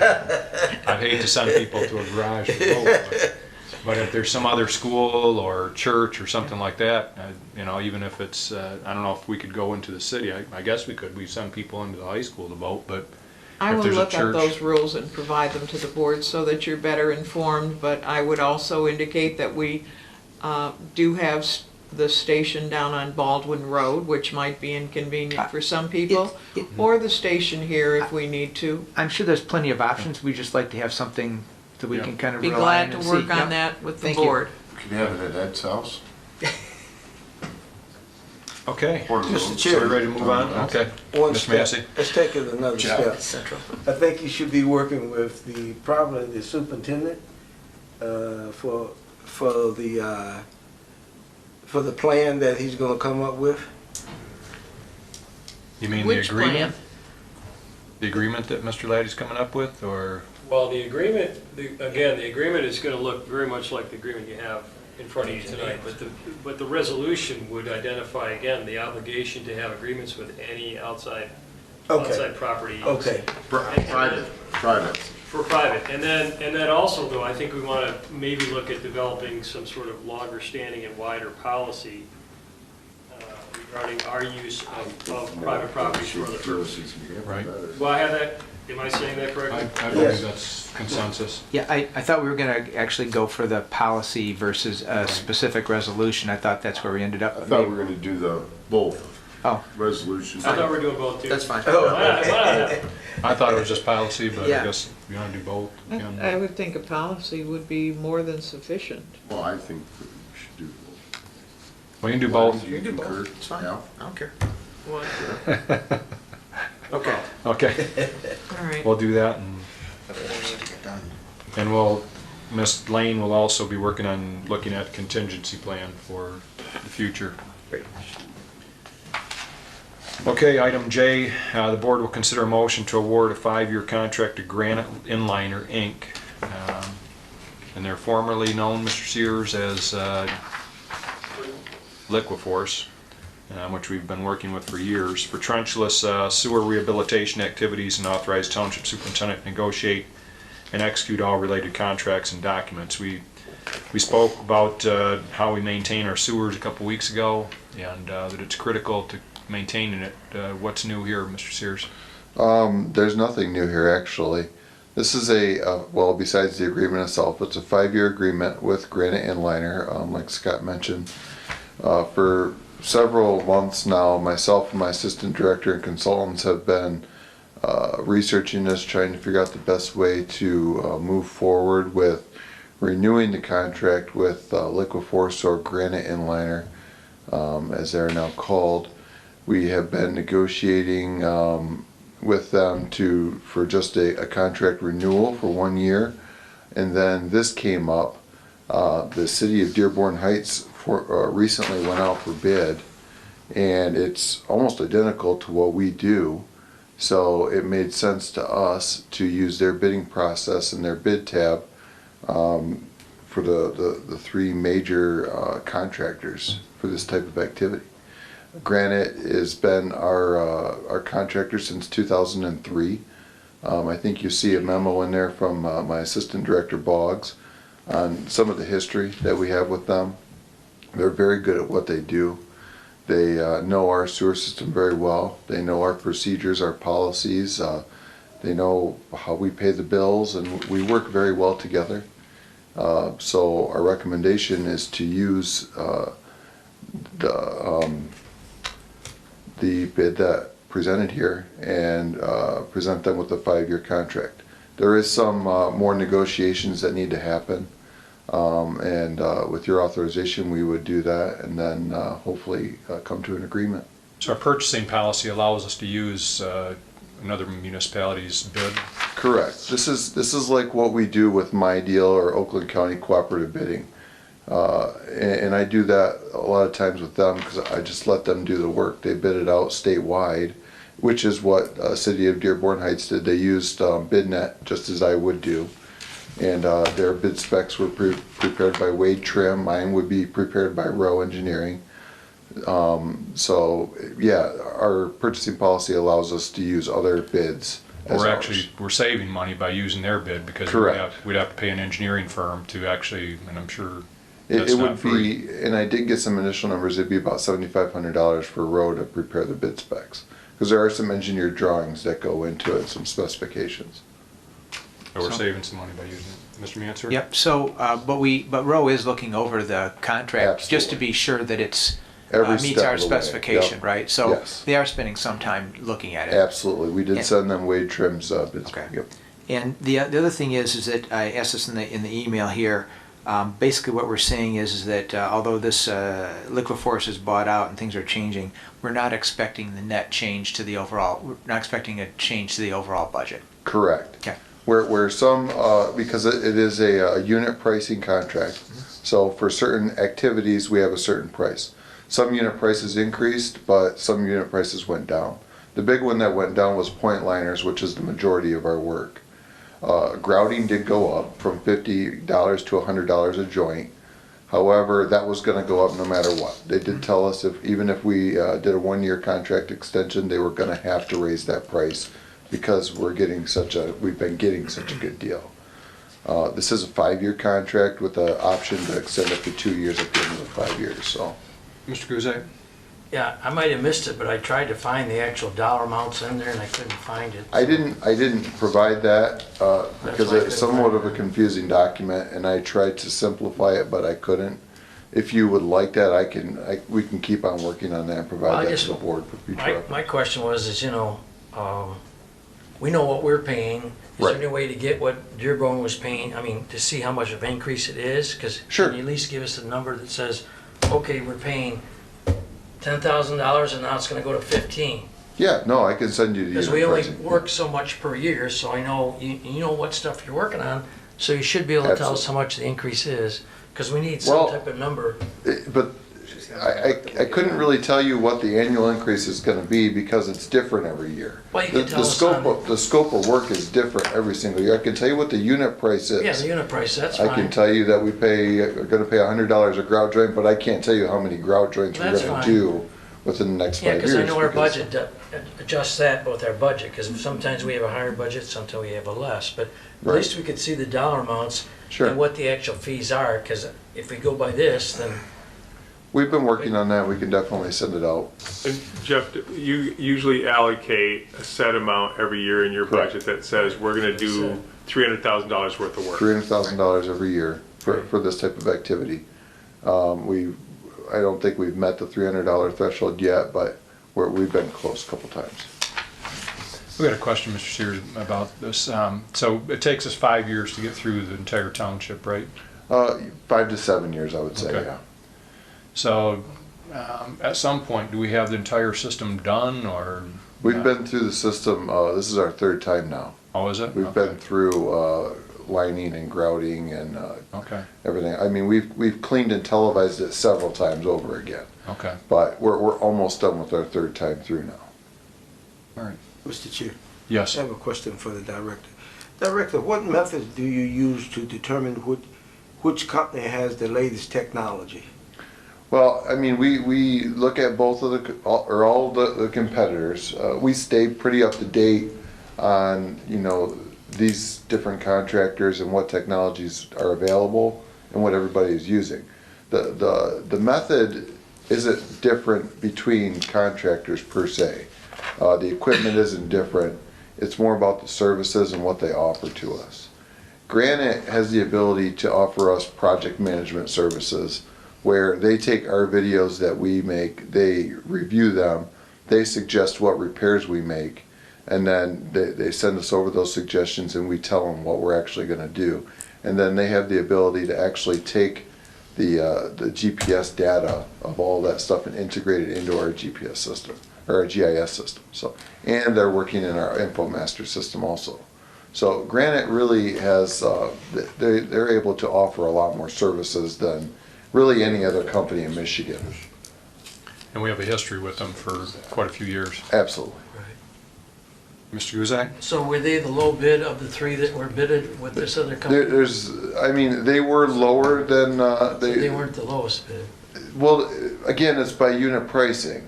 So some were higher in some units and some were lower. I mean, it's just by unit, and I can provide you with the bid tab so you can see. But you're comfortable, I think you said, you're gonna be Absolutely. doing a certain type of item, so you're looking for Absolutely. that type of item for the next 5 years, Yeah, right? I'm very comfortable with the pricing that's But I coming. mean, Yeah, because you're looking at those prices and not the other prices. correct. Okay, you ready to move on? Thank you. Thanks. Item K, the board will consider a motion to approve the on-base annual renewal maintenance agreement through AM Data Services for the GIS department for $19,302.25. Mr. Lemata? Have Mr. Beller here, our director for GIS department. This was the annual maintenance that was budgeted for last year. Last year, we had the document management solution, and then they prorated it from last year, and then we added on the plan review maintenance. So the 19,302 is for both the plan review and the document management. So how's that proceeding? We're moving along with it. We've got a lot of the documents, and as you see on the next item is for the building. We've got roughly, over 1 million papers, documents that we have that we're going to need to be scanned in for building, and a lot of the DPW documents we have, those are scanned in already, and we've got those indexed. The plan review, we are looking to move that forward at the first of the year. We'll get the website set up. We've got a few kinks we're working out on, but we've successfully ran it through some test plans run through, and had some departments do some approvals on them, and still working on a few kinks. So we got them coming in on Thursday to kind of work with some of the integration portions that we're wanting to do with BSNA. Okay. Any questions for Mr. Beller? Okay, thank you very much. Next item is the board will consider a motion to contract with Applied Imaging Graphic Sciences to perform the backfile conversion of the building department's paper files to electronic file for $82,337.35. So as I said, we have a lot of hard copy documents that basically if something were to happen, we have no backup for them. So putting those in electronic files, making them accessible through the on-base system, we can get all those in. The largest portion is the building department who takes up all the vault area. They have a bunch of documents in there, plus a backroom file that we have. So we're looking at working on those, and we put it in the 2020 budget to move forward with that the first of the year. Got Bob Helbedell here from Applied Imaging, and they came in and kind of did an estimate of the number of documents we have in the vault, as well as that back room, kind of estimated how much, and the proposal you have there shows the number of documents that they anticipate going through and scanning, including large format documents.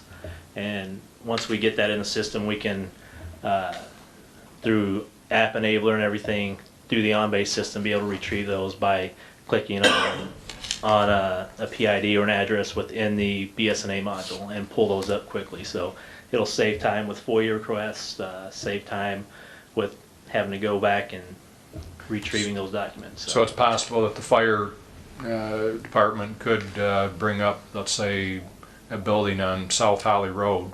Let's say there's some type of emergency or what have you.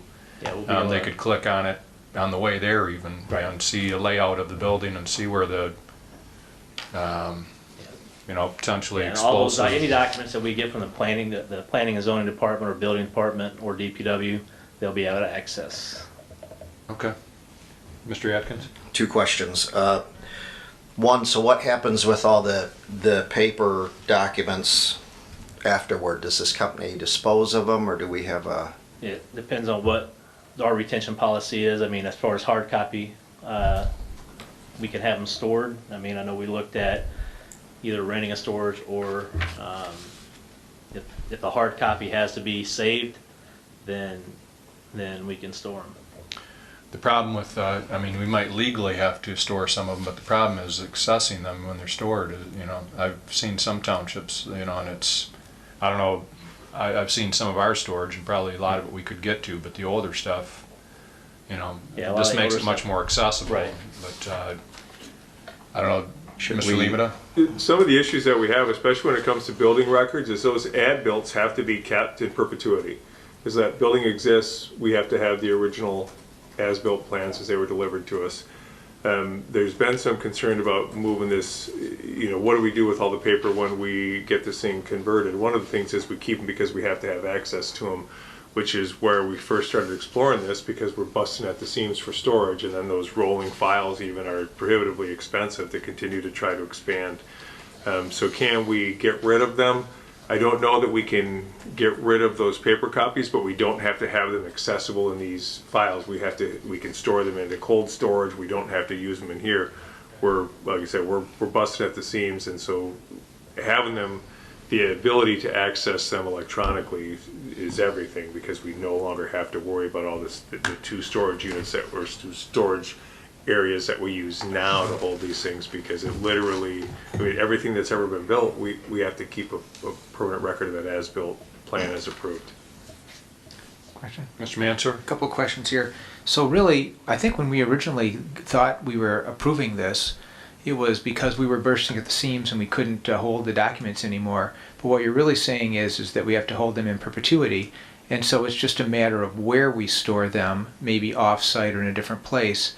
So that really, it doesn't really reduce our storage costs for these things. I mean, It really. does, in that the laws have changed. We can hold documents now electronically as long as we can guarantee that we keep updated on technology. So as technology changes, we have to be able to show that however we've kept them, that we have it in the cloud-based or whatever it is, and that we have the ability to upgrade that as technology changes without, you know, access to the original documents, at which time we could then eliminate all of those documents. So we'll try to apply to get that done over time. And I'm glad you mentioned the cloud, because my next question is where are these things stored? Are they in They're a stored place? here on site, and we're backing them up anytime a file changes, it's backed up on incremental, and then a full backup on a weekend. Okay. Now we'll be exploring, you know, backing up everything to a cloud, and I don't know, maybe having another server at a different location, maybe over the police department, where, you know, we can run a mirror copy, so it's the main one's here and it backs up over there, so if something were to happen to either one of the sites, or we're still up and running. So how long is this process supposed to take? For the building department, Building department, yes. I know Graphic Science has worked with healthcare companies and everything, and they've mentioned that they've taken documents and a full month to scan and index and get them back to us. So if we ever need a certain document that we have, we can call them up. They go through and they tag all the boxes to see what's in these boxes. So if we need a certain document from that, they can go scan it and then email it to us. How long of a process do we estimate for doing the building department? For the building, I'm estimating about a month. And then we still have, you know, assessing records and everything that we want to look at, but the building portion was the largest portion. And the final question I have was, so this is a pretty significant amount of money. Did I see competitive bids for this? This is a package? state contract Okay. bid. Yeah. Yeah. All right. Mr. Halbert. Okay. Thank you. Mr. Atkins? Just expanding off Trustee Mansour's comment, you know, space is money, so I'd like to see, you know, as we get more into the technology, the cloud, the electronic data record retention, that our policy also comes along with that, so we make sure we stay current on, you know, what do we need to keep for how long. And Mr. Lehman, I think I've seen in your office you have a record retention policy manual, right? Correct. We have record retention on every department, has its own unique records, and then the record retention on those is also unique depending on what the document is. Okay. So we do have that policy in place. But does that include the clerk's office? It probably wouldn't include what she needs to be keeping record of, right? That we'd have to scan in. I don't think there's I mean, she's keeping original records or everything. I don't necessarily think that what Okay. she's keeping has to be accessed or Right. scanned into our electronic not that it couldn't be, but Right, eventually maybe. Mr. Chair. Yes, Mr. Massey? I have a question. Yes. My question is, what method do you use to guarantee you the accuracy of the scanning? Do you know what I mean by that? As far as If you- index, so whenever it scans, within the software, we're creating templates. So like if it's a building permit, we can set a zone on that record and index it with the PID address and a permit number. So those zones. So it scans through, and before we can basically approve it and move it through, we have to verify it. Okay, I guess, So let me revise my question. My question is, when you scanning, what guarantees the accuracy of scanning? Say you have 5,000 files, you run through the scanner. Right. Just because you ran 5,000 files through the scanner, in some cases, it may not have scanned accurately. So how do you know that? Come on up to the podium, sir. Yeah. Because a lot of what we're going to be dealing with here is, individual files and. Why don't you go ahead and introduce? But this is Mr. Halberdell from, We actually have numerous people that work at stations. So when they take a stack of documents, and they know how many documents they have, because they have to count them, sometimes we have to take them apart, everything like that. We count them, we scan them, and then they'll look at them to make sure all the documents were accounted for. They do that they do this like clockwork every single day. So when you said look at, they look at the actual scan. Each time. Okay. And then they make sure, and they count them out.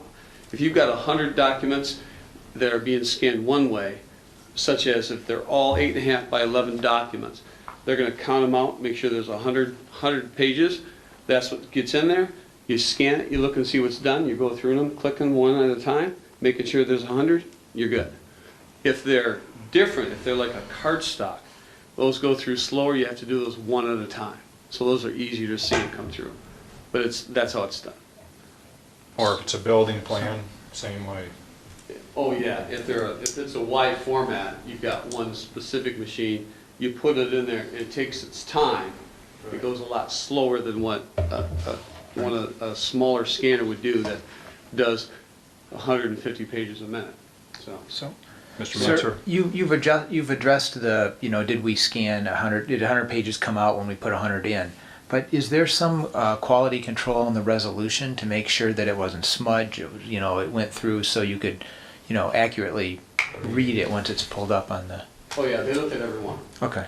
And they make sure about it. And the fact that we're using very high-speed, high-quality can of scanners, top of the line. And we've got like four of them in 4 stations, and they're like clockwork. Okay. So we're prepared that, let's say you're going to catch us up with, today basically to get everything scanned in, but at some point we're going to be scanning them in ourselves. Right. Is that started yet? And or- right now, we've already started that with the DPW. They're scanning in CCIF permits and everything, and then we can have the software monitor that folder and scan all, and whatever documents they have in there, take those and kind of match it up with what type of template we have, and it'll pull the PID and address off of that Right. and index it. So we're doing that now. Yeah, we're Correct. doing some of the less intensive Right. work right Okay. now. But as you can see with our building department, we've got thousands, hundreds of thousands of files stapled, different sizes, some folded. It's pretty labor intensive to separate all those and. Right. And be accurate at the Yeah. same time. Mr. Thomas? Through you, Supervisor Robbie. Yes. Last year, we invested some money in the computer program where it would show us, for example, a zoning issue or a building permit, where I could go and I could input the information and it'd show where my project is on the line, where it's at the exact time, who's approved it, and down the line. That's just plan review, and so that's kind of what we're working at. And Are we getting any closer, or do we have to get all this? Development. This we don't have to. The plan review, we're getting the website created to, you know, like I said, we're the plan review from the document management solution, or not the document, but the on-base annual renewal part of that plan review. Like I said, we're working out a few of the kinks in it with, you know, sending an email back to the developer. We've run it through a few tests. We've got it, one portion of the workflow has sent it back and given them some detail. It's some of the other little things that we're doing, but we're looking at getting that going at the first year, and then also doing some integration with the BSNA, because the permitting and everything works in the BSNA module, and so bringing that information into the BSNA module is what we're going to be meeting with First quarter of 2020? Yes. So we're calling that development ready, is that right, Mr. Limina? We meet every Thursday at 10 o'clock. That includes having developers run through everything else. One of the things that we're trying to change, and you have to think that, you know, we've got Highland, who are the software guys who wrote this programming for the plan review, e-plan review, and you got BSNA, which is software that we use for everything we do in here just about. And we're trying to get those guys, because they're two completely different companies, right? And we want some of that integration that's unique to us for our purposes. So we've been asking them, like, hey, we want you guys to work together. We want some of that synergy where we don't have to go from one system to the next system. We're really trying to get it. So because we're such a great customer, that, and then there are other customers as well, are going to want this. BSNA has typically been very receptive to always trying to improve their system so it makes them more valuable and makes more people want to use them. And that's kind of where we're at right now in the process, is getting those two to integrate some of our processes to make our end of it much smoother, so we don't have to enter it in one system and then go back and re-enter the same thing in another system. So you're bringing in developers at these Thursday meetings to talk with them, and We've had developers in, we've had them on the phone. We're using Dan Potter as our contractor guinea pig, who's been doing a lot of the going to make changes and then submit, so we can make sure that the biggest thing, our concern was with Tech Village. When that thing goes, we have to be able to have this thing completely integrated and ready to go. And our goal is now the first of the year that most of the kinks are out. We got delayed a little bit with some issues with the building and planning department, and once we're able to work through those, we're back on track. okay, you ready to move on? Thank you, Mr. Beller. Item M on this agenda, the board will discuss the memorandum of understanding for parks and recreation operations. So, Mr. Laddie? Well, Attorney Griffin and Attorney Chisholm and I have been discussing the long-term, the mid-range goal of rewriting our long-standing joint resolution regarding the operation of the Parks and Rec Commission from on behalf of the city and the schools and the township. And we have had a fairly long-running discussion about some of the ideas, some of the current operations of Parks and Rec, and some of the proposed ideas moving into the future. And most recently, we had a meeting with Mayor Soderstrom and Supervisor Bennett and Superintendent Garner. And we had proposed to them the concept that Grand Blanc Township would move Creasy Bicentennial Park to the supervision of Grand Blanc Township itself in terms of maintenance and operation, but also propose that Grand Blanc Township would become the programming administrator for Creasy Bicentennial Park, and then the recreational facilities that the schools makes available to Parks and Rec. And one of the overriding concept again is that you as a customer would have one-stop shop as far as programming is concerned for Grand Blanc or for Creasy Bicentennial Park, and then also for the recreational facilities at the schools. The idea would be that Grand Blanc Township would become the employer of the programming activities, and also obviously it would be the employer for maintenance operations at Creasy Park, and that we would administer those programming activities at the township for the benefit of Parks and Recreation as a whole. And the concept would be that, again, we would have the lion's share of the responsibility for programming, and that we would also take on responsibility of overseeing the programming for the senior center in Grand Blanc, in the city of Grand Blanc, which, by the way, is owned, the building is owned jointly by the city and Grand Blanc Township, and is currently being operated under the supervision of the Parks and Rec Commission, and is primarily funded, I think, through the countywide senior millage. But still, it's got a fair amount of activities. It needs administration through those activities, and Grand Blanc Township would be the one that would handle those. And as a matter of concept, I think it's fair to say that the schools and the city are fine with that idea. One of the things that we've done is propose a memorandum of understanding that would lay out how we would operate initially, leading ultimately up to an amendment of that joint resolution.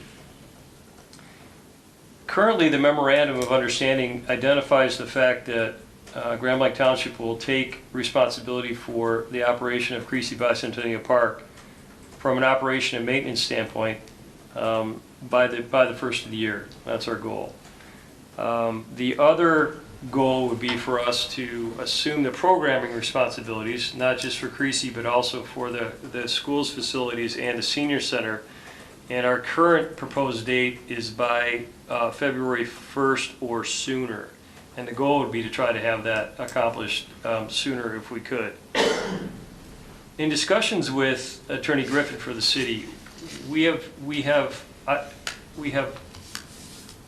think, mutually agreed that as a funding mechanism for the city, some sort of contribution from the city on behalf of its residents, representing essentially the population of city users for the programming, offset by the actual cost of the programming, might be an equitable contribution for them. Understanding two things, though, and two variables. First of all, I believe that it currently has not been, or the attendance of the recreational activities hasn't been strictly by a city resident, a township resident, or a non-resident, which would have to be implemented when programming began.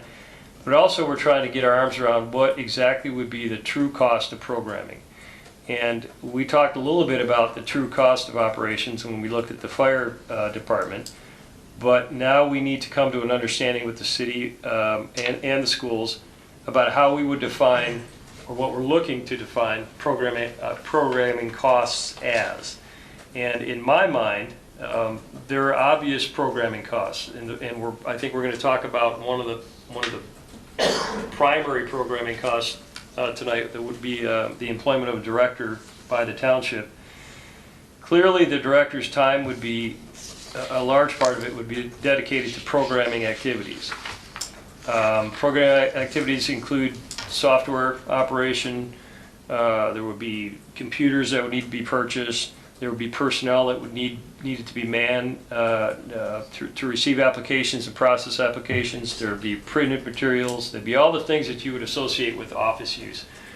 And that, in addition to that, we would also have some additional expense, including portions of our finance department here in the township, portions of our superintendent's department, and it could be other departments as well in the township, that I would consider to be an indirect cost of programming.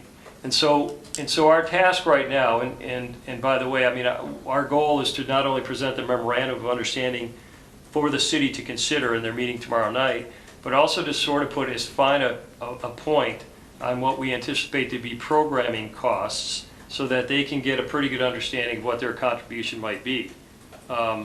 Because again, they're looking at making a contribution based on the percentage of use for their residents of the actual programming costs.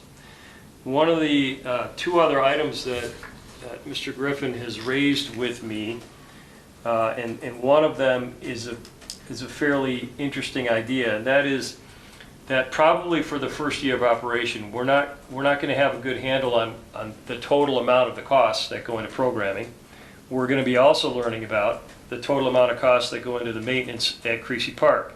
And in my mind, the operation and maintenance at Creasy Park isn't necessarily going to be all attributed to programming. For example, I think there are pavilions that get rented out that aren't a part of official programming. I'm guessing that probably the splash pad is something that wouldn't necessarily be attributable to planning. But we're going to have to really give that a fairly long runway as far as what it turns out to cost and what items are we talking about. And so to help, I guess, focus that result, Walt has suggested that we maybe consider an arbitrator or a mediator to help us resolve whatever costs we find and the percentage of customers of the city that actually use the programming, and that we try to resolve that at the end of our year, our first year in operation. And I'm hoping that our first year in operation is in 2020. So what we've got right now is the concept that we would bring in the programming in the Township Hall, we'd set it up physically in the Township Hall, we'd staff it with Township employees, and we'd run it for a year based on an estimate that we create, and then at the end of that year, we'll be able to correctly determine, I think more accurately determine, how many city residents may have participated in the programming, but also, most importantly, how much that programming cost. And so tonight I'd like to get some direction from you as far as what your concepts of programming costs might be, whether or not you think it's a good idea, or whether or not the city schools and you want to engage in a year-long process with estimated contributions.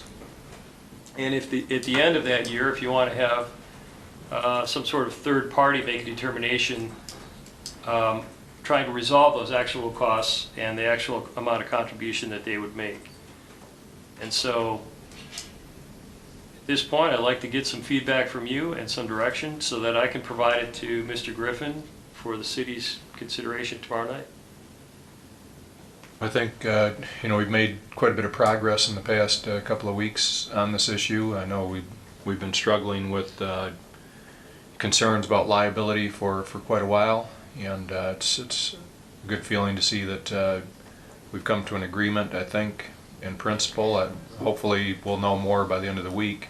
Well, we have, and I think the main issues, the main transition is something that's agreeable to them, but they want to know, understandably, they want to know the details of what their contribution would be and what the variables will be based on that. So the idea that we would take the programming is not necessarily objectionable to them. They just need to know what they're going to get or Right. what they're going to have to contribute. Mr. Thomas? Through you to Superintendent Lehman. Dennis, what did they contribute back in 17? $120,000 roughly. What was it last year was lower, correct? Nope, they had sent a message saying that they, through their attorney, that they would like to consider cutting their contribution to half of what they were at, which would bring it down to about 60,000 or a little, roughly around there. But I think that with their, that change didn't go through for their calendar year, which is like June 1st through May 31st. Yep, I remember. I think for a starting point, if we're going to go a year, I think we asked them for the 120,000 that they've been giving for the last 14 years or so. It's been, I think that's what it's been, hasn't it? More than that? Oh, you mean the 120,000? 120,000. What do you think? You know, I think that's a good start off for 1 year. we've been doing 180,000. They've been doing 120,000. Roughly, and I don't know where the concept of 300,000 came up. I know it was cut back during the recession that the township and I believe the city also made some adjustments back on what the contribution rate was to Parks and Recreation because out of necessity, we were making budget cuts. I don't know how that dollar amount was arrived. I don't know what the rhyme or reason or logic was behind it. So it's always been kind of a struggle for me that it's just $300,000 and it's split 180 and 120. What that true amount is, it probably will take us a year of operating, like Mr. Laddie said. It will take us a year of operations because we're going to operate differently. Maybe we're leaner. Maybe there's other things. But I don't disagree with your suggestion that if we kept our funding levels the same for that first year, knowing that we operated on that, we've got about a $1.1 million budget plus the $300,000 that the board's putting in through the millage funds for upgrade to capital improvements. And we're really talking about a $1.4 million budget that the city's offering $120,000 for, and we've been putting in a $180,000 contribution. That doesn't include the rent for the offices or whatever. Right, but, that's what I was just gonna say. Yeah. That does include the rent, the power, the insurance, blah, blah, blah. That was just 120,000 straight. Mr. Chair, you finished, trustee? Yeah, well, I'm just making a point that the city paid 120,000 plus rent, plus their share of other things. So I think 120,000 would be fair for 1 year and see where we're at. Mr. Massey? Yes, thank you, Mr. Chair. I would like to suggest, if the board agrees, that we have a third party at the end of the first year to reconcile the amount that should be actual. Ms. Lane? I would be in agreement with Mr. Massey's suggestion, and I know you suggested it for our consideration, David. I think it's reasonable. Do you, and again, I think we're gonna have to move down the table and get some consensus, but do you foresee, Mr. Massey, asking them for their same 2017 contribution with the idea that at the end of operation, if it turns out that they used X percentage of the programming and the programming cost was Y, that they may be entitled to some money back, or they may be entitled, they may need to pay some additional money? Absolutely. Right. Yes. I am as well, Mr. Laddie. Mr. Guzak? Yeah, I just had a question on the rent of the building. Are we able to get out of that rent of that building? Or is there still going to be a liability? If there is, then of course, both parties are going to have to pay for that liability until we get out, or sublet it, or whatever we have to do to try to cut our losses. Or any other contracts? Yeah, I'm not exactly sure what the current status of that tenancy is in that property. It's going to be something we're going to have to... Right, but we would have to, at least, the city would at least have to know that if we cannot get out of that contract, they're still going to have to pay for rent on it, just like we're going to have to pay for rent on it. Right? Well, it's going to be a part of it. It's going to be an ongoing cost of programming until we can get ourselves out of it. I know, but this should be separate from that, because they were paying for that rent, and they committed to it, we both committed to it, so until we can get out of it, why would we have to pay for all of it when they agreed to pay for part of it to begin with? There may be some other contractual agreements that Right. that they have. That's the biggest one. The commission. We need to have one person talking at a time. Our newspaper person can't figure out who's speaking here, I guess. But Mr. Laddie, correct me if I'm wrong, but there may be other contractual obligations that the Parks Commission has committed to. Well, there are. There are, And for sure. In fact, there are, there are activity contracts with, I think, at least soccer and other, like, Little League. yeah, I mean, there are third-party agreements that we're gonna have to work through. But correct me if I'm wrong too, I know we had some discussion, I'm not sure if it was just informal or at the board meeting, but we had talked about maybe having some type of financial overview once we have the memorandum of understanding nailed down, just to basically take a look at the assets and sort out, the funds and what have you. Is You're that correct. something that you've entertained with Mr. Griffin? It is, and that, he has not raised that as objectionable. Okay, so that incorporated into that would be any type of contracts, I would guess, that the rent or copier contracts or you name it, that audit would include. Right. Okay, Mr. Massey? Yes, Mr. Chair. I guess I'm thinking a little different than probably some of my board members. This is a moving target. Tonight versus tomorrow, I can say we don't know what the target may be. So the best thing that we should do is move on what we have before us before we cloud the atmosphere with a lot of other things. Because the more we cloud the atmosphere with a lot of other things, I can assure you we're going to be bogged down and move nowhere. Well, the memorandum of understanding is 11 paragraphs long, and so we've tried to summarize the transition of this long-standing joint operation in 11 paragraphs. It's not meant to be an exhaustive list of the assets and liabilities, and I'd like to be able to give a lot of detail about what programming will look like here. Our goal, our overriding goal, first of all, is to provide Seamless transition. seamless transition,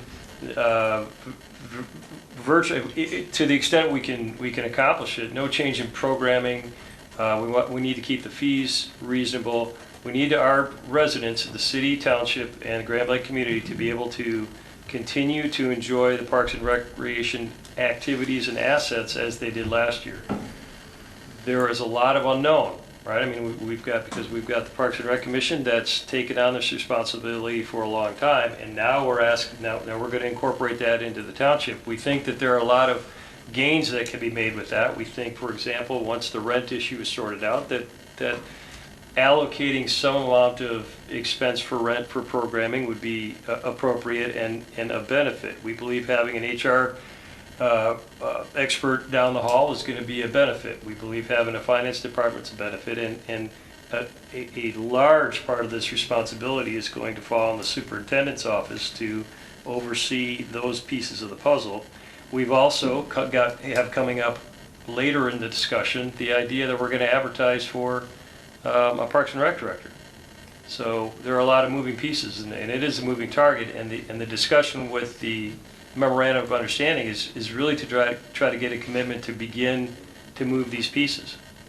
So I think if I understand Mr. Massey's concern as far as being a moving target, because I've had similar discussions, I think, on other topics, Mr. Massey, that on the same nature, is that we want to allow you to have the flexibility to be, I mean, the memorandum of understanding, I think, covers a lot of our concerns. The one issue that's brought up tonight is, the financing and, what each party will contribute financially. I think, if I'm correct, Mr. Massey, you're saying you don't want that to be the main stumbling block to Absolutely. moving this forward. So we don't want to necessarily have to come back to the board before we can move forward, because of that issue. I think that's what you're saying. Absolutely.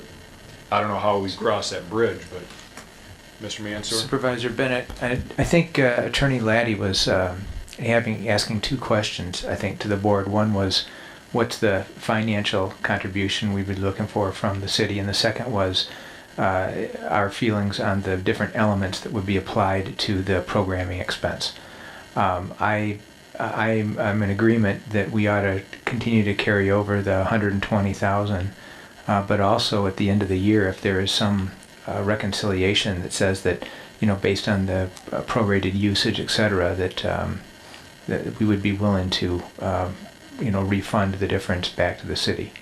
In terms of the expenses applied to programming, I think all the ones that you listed in the memorandum of understanding, obviously we've got office expense we need to cover, we've got all the ancillary stuff, administrative, some prorated portion of all the support functions that go along with that.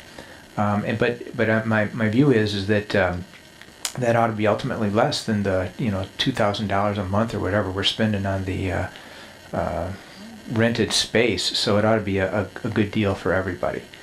So the insurance that insurance, yeah, exactly, all that stuff. We're both paying it. So if you're looking for some input from me, you've got the $120,000 plus all the ancillary expenses tied to programming. Before we go on, is what Mr. Mansour just spoke is pretty much the board in consensus with with that, Mr. Massey? Absolutely. Yes. Yes. Do that? Yes, I was just trying to point out that there's a rent expense, and hopefully, if it's gonna go away, we won't have to worry about it, but if we have to pay for it, it's not fair that we pay the whole rent and they Right. pay nothing. That's why I brought it up. Yeah, but in concept of what Mr. Mansur is saying. absolutely. Mr. Right. Thomas? I understand. Mr. Thomas? The same thing that I said, yes. Okay. So we pretty much have a consensus, Mr. Laddie, on moving forward, and thanks for drafting a memorandum of understanding that pretty much, I think, encapsulates everything that we wanted to see as a board, and appreciate your work. I will share your feedback with Attorney Griffin tomorrow, and again, I hope he's able to present tomorrow night at City Council. Mr. Lima, do you have anything that you want to add? No, I think the request, like, we're gonna get through that first year and take a look at it. There'll be some, obviously, there's gonna be some economy of scale, some savings on bringing it in. The indirect costs, I mean, I know that was a point of contention when we were going through the fire dissolution. But if we, at the end of the year, and it's whether we use an arbitrator, we do a cost of service, or we do whatever it is, we find a fair cost that associates with programming. We have the ability now to, with our finance department, to run and see what really costs us for programs. I think we change the registration so that it's very clear whether you're a city resident, township resident, or, an other. Right. So that we can get a real good handle on it. And through that first year, we should be able to pretty close approximation of who uses the Facilities. and the programs. Okay. Ms. Lane? Miss Attorney Laddie, would it be possible for us to ask the city tomorrow night in their considerations? We are going to be discussing a job description for the director. If they would authorize us to go ahead and proceed with advertising that Well, item so we can move forward? but this is an important piece of the puzzle, because the concept is, again, that all of the employees related to Creasy Park and for programming for these activities for Grand Lake Parks and Recreation will be township employees. And so it would be, this board would ultimately be responsible for the creation of that position and moving forward with that position. Well, and I think my concern is that The city is not. it appears that, we have consensus, on this board with the memorandum of understanding, and it sounds like from your conversations with Mr. Griffin, and I know I don't know if you've had any discussion with Mr. Chisholm from the schools, but it appears to me anyways that it looks like we're headed in the direction of what the memorandum of understanding outlines. And if we wait till, December 31st to start moving, we're gonna be behind the 8 ball and trying to take things under our roof, even by February. So, Yep. I know we don't have, the city's formal agreement or the school's formal agreement on this memorandum of understanding, but by Thursday, maybe we'll know more. But I think it's imperative that, this week that we look at that job description and figure out if we're Yep. if that's satisfactory, and we give Mr. Lima the authority to start publishing and searching, so that we have somebody beginning of the year possibly. But it's going to be longer than just the beginning of the year. It's going to take us a little while. But so, anyways, that's my long answer to your question, Ms. Lane. I would prefer that we move forward, but we won't be taking action until Thursday, anyways, and City Council meets tomorrow. So maybe we'll have some word. And as I understand it, you moved the job description to the regular Right. portion of your Thursday agenda. So I've got it actually We'll take that next up. on the It's the agenda next here. item on the agenda. Right, is the job description. I But was I- just indicating that you're having worthwhile discussions with their attorneys, that at least for them to know that we would like to proceed with, Well, Well- so along that line, we put a pretty ambitious goal in Right. the MOU to be up and running with programming. And So I think it is a logical conclusion to understand that we'll be hiring a Parks and Rec director to move forward. Ms. Lane? Mr. Laddie, are you including the job description with the information to the city? I did not. No. Oh. We're gonna have a lot of different job descriptions, and we won't, Well, yeah. just for the one position. So, anyways, Mr. Atkins? Just for clarity, there's a lot of talk and concern about the city. This is going to be our director, our employee, our park, our job description, our negotiation with that director, our selection for that director. So I don't know all the chatter about the city being part of this. Just wanted to clarify that. And we want the city to be included in the activities, and we're not going to have two different places for kids to register and families, and that, we're going to stay together. It's just that we're bringing it under our roof, and they're going to be our employees. So. That's true. There's still going to be, I mean, Yeah. the schools are going to participate, and the city is going to participate to a financial contribution extent. Right. And we're going to carry on. Yeah. I have a good feeling about it. I think, that memorandum of understanding makes it real clear. The next item on the agenda, we moved from the consent agenda, and that's the board will consider a motion to approve the proposed job description for the Parks and Recreation Director. And being that this is a new department for us, we're going to take a look at this job description, and we already have. I think for the public benefit, we've looked at this for a while. So we're going to have it on Thursday's agenda to approve it. Was there any additional changes that anybody had, suggestions that you want to consider for Thursday? Mr. Massey? Mr. Chair, I've read it 5 times. Probably will read it 5 times before Thursday again. Okay. So I see nothing wrong with the job description. Okay. All right. I have a comment. I see quite a bit wrong with the job description. From what point of view, may I ask? Sure. So first off, in the prior discussions we've had on this, we've talked about a director position, not an executive director position. The second active action was the... Let's explain that a little bit, because Yeah. I don't understand that, Mr. Mansfield. So I believe in the copy of the draft that I have, let me just open it and be sure.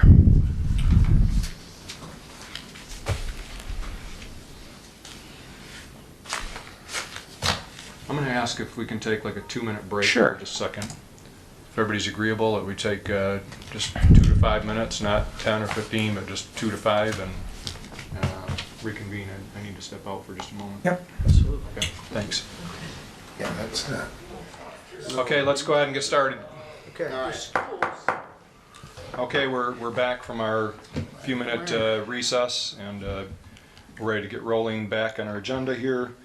We're on the item that we moved to the Thursday regular agenda, and we're considering a motion to approve the proposed job description for the Parks and Recreation Director.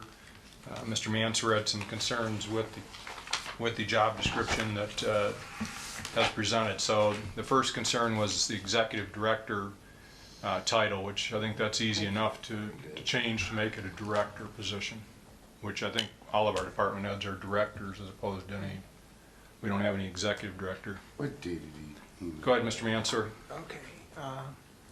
You'll have to find it. It was a couple days ago. So the next part, it starts with the overview. Under the direct supervision of the Township Superintendent, this position is responsible for the operation of Parks and Recreation Program, demonstrating executive management of the park planning, infrastructure, etc. So the concern I have here is, again, adding another direct department, creating something on the fly here, requiring a lot of time and attention, my recommendation was to have a subcommittee of the board take the responsibility for that, get this activity organized up and running, and then evaluate the transfer of that to a well-functioning organization under the township organization under the superintendent.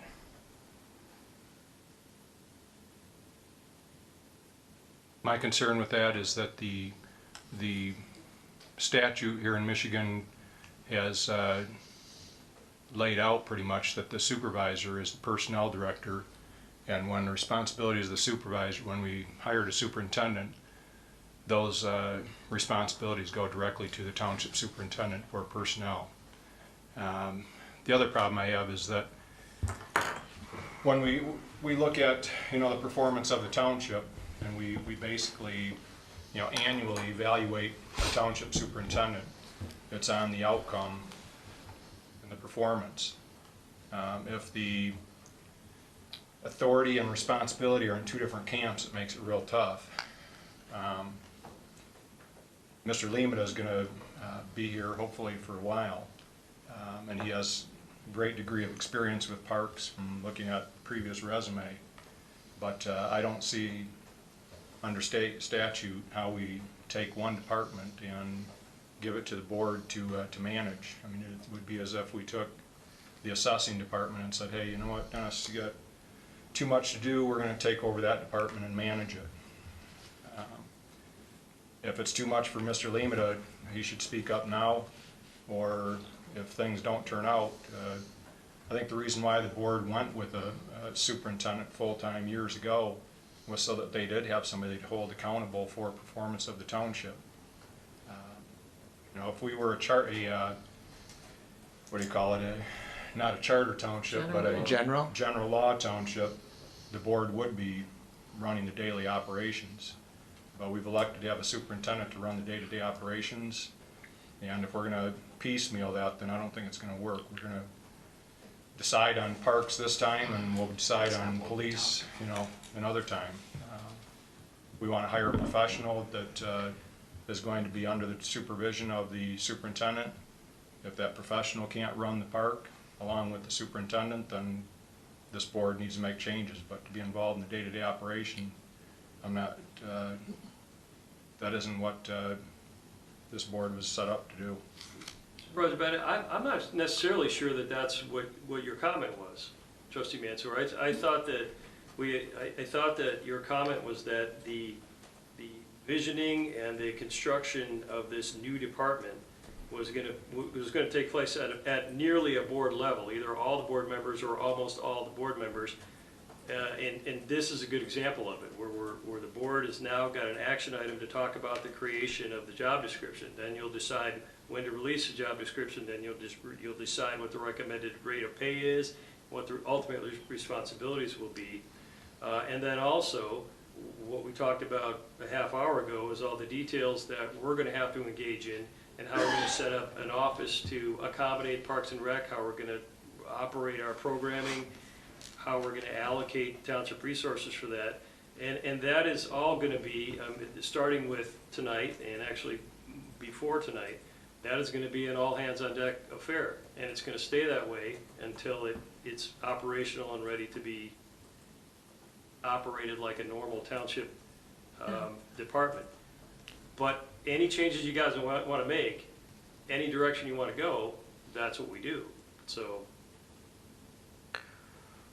different way to go, then let's do it. That was exactly what I thought we were doing for this department wholeheartedly, that it is not yet a department.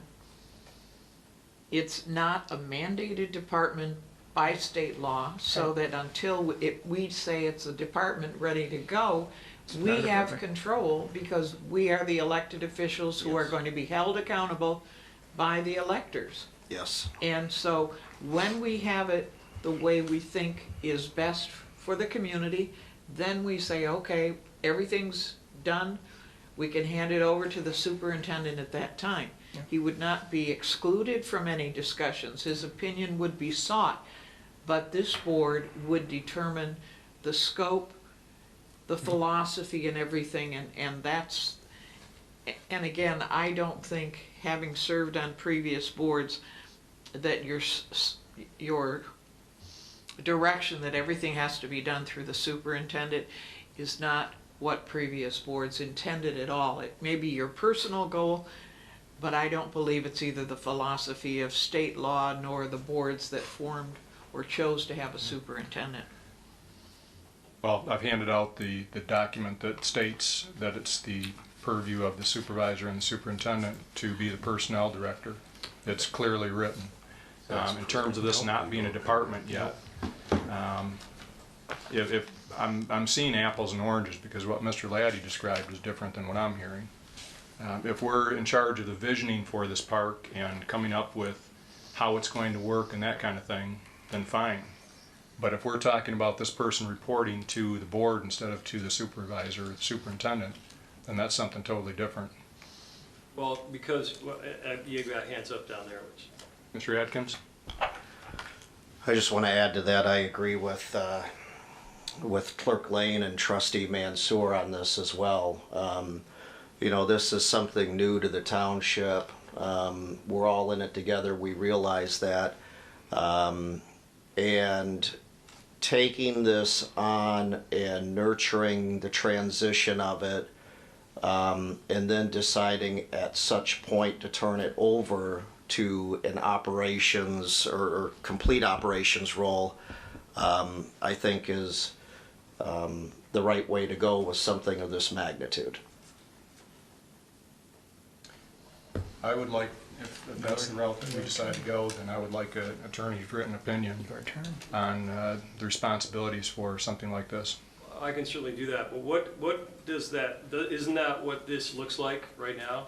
Isn't that us plowing line by line through the job description? Okay, so maybe I have a previous version of the job description. But again, you know, the first thing on the overview, under the direct supervision of the township superintendent. So that's not, you know, to get this thing going. I mean, you know, I would hope that eventually we could get to that point, but in terms of, you know, launching this, getting the whole activity underway, that doesn't seem to be, you know, it doesn't seem to be reflected in the version that I have. Okay, what would be a more accurate description of that transition? Because keep in mind when we're hiring somebody and they're looking at, you know, what the job description is, you know, they're going to be seeing, who do I work for? Do I work for the superintendent? Do I work for the board? And that's what I'm looking at, not necessarily how we come up with the job description or how we come up with the vision for the park. That's clearly a board responsibility. But as far as the supervision for this individual, I believe it clearly rests with the superintendent, and if not him, then to me, and that I believe it's clearly stated in the state statute for charter townships. Ms. Lane? Again, I have a different philosophy and a different experience. I'm not stating a philosophy. Previous boards operated as they hired and they fired. And I don't think we have totally given over that responsibility to any one individual. A supervisor never had it. It was a board as a board, no separate individual. Mr. Laddie? That's not what this says. This isn't somebody that's going to be hired and or fired or controlled by the superintendent. It's going to be the same as it is with any other department head. You are the employer of these department heads. You pay their salary. You are the ones that make the decisions on whether they stay or go and what their contract says. This is not anything different than you currently have in place for your department heads. Your department heads report, maybe is reporting a better way to put it? Because that's, I mean, currently your department heads report to Lehman, but they work for you.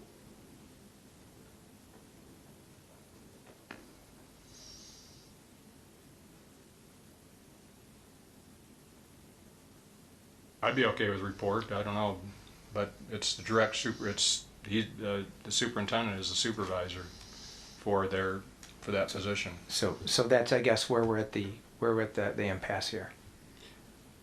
Mm-hmm. I think what we're seeing is Mr. that Thomas? the group wants to hire the director and then get everything set, and then once everything's set, we're going to turn it over to the superintendent. And that's exactly what we're But talking this about group tonight. hires the exact person. That's 100% correct. And that's But not, that's not what it- that isn't contrary to this agreement. The other thing that you found out tonight is you guys are gonna be deciding about how many postage stamps. Hold on a to buy. second. I mean, this is Is a, everyone in agreement that this body will hire the person, the director? Ms. Lane? that is absolutely what I had. Well, I'm in mind. asking All right. Scott.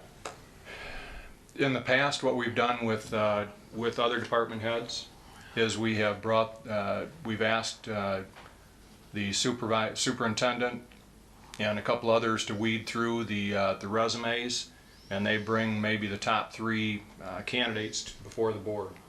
The board interviews them as well. Am I correct, Mr. Lemata or Mr. Laddie, on your recollection of how we've handled it in the past?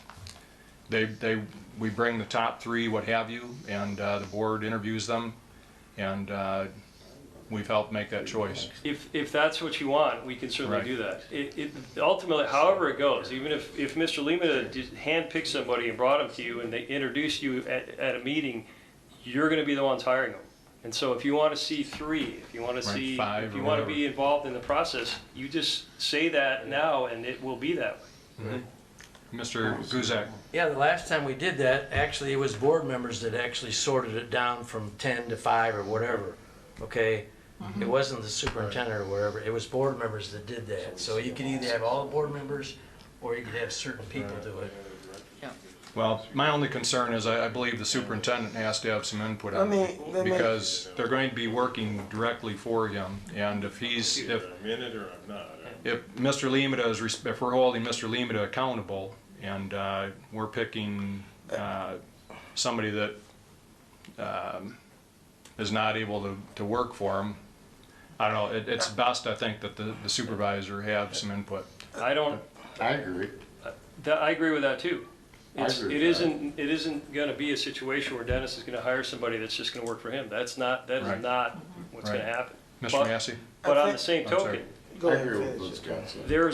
there has been a process in place where the superintendent's office has done preliminary work, gathered resumes, assembled a committee to go through, to whittle down choices. And if it turns out that you want those choices to be more broad, and then, and get involved at that stage, and stay involved until the end, that's absolutely true. Because the one thing, and I can't stress this enough, this is a board hire.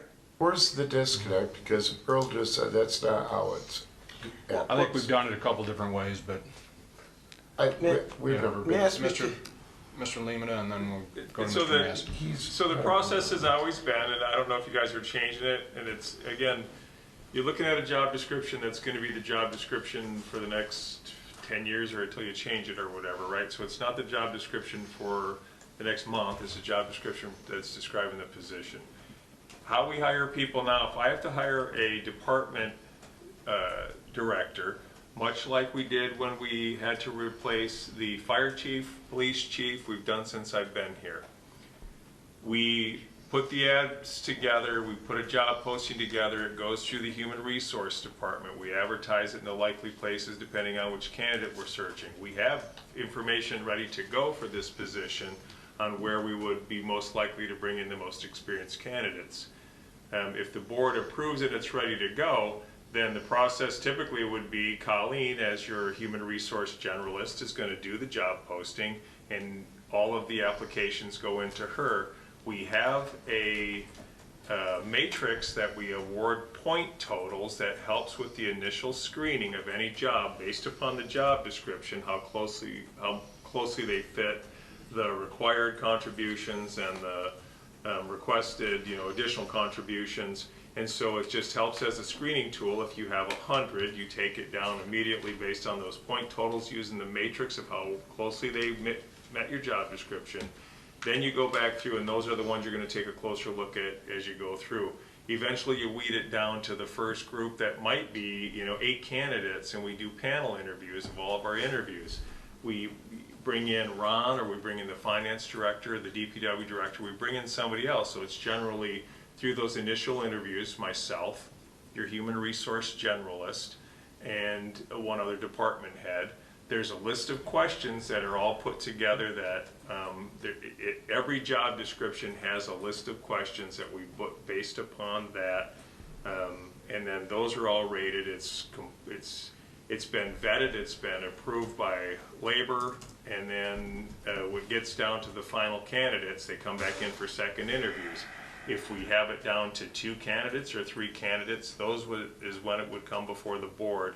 The list of questions that the board's going to ask then would also be all spelled out. Every candidate has to be asked the same exact questions. You can do follow-up questions that allow you a little more latitude, but the initial questions have to be the same for everybody, and you walk through that, and however you guys want to do that, each one asks a question or however you want to work it. For those final candidates, you'll get a recommendation from the committee that went through between myself, the human resource generalist, and whatever department heads sit in. You'll have a recommendation on who we think's the best, but ultimately it comes down to the board's decision. I don't know if you want to do it differently with this one, but that's the policy, and that's our normal procedure that has been vetted by Labor Council. If you want to go in another direction, I just need to know what direction you're going in. So you gave an example of what happened.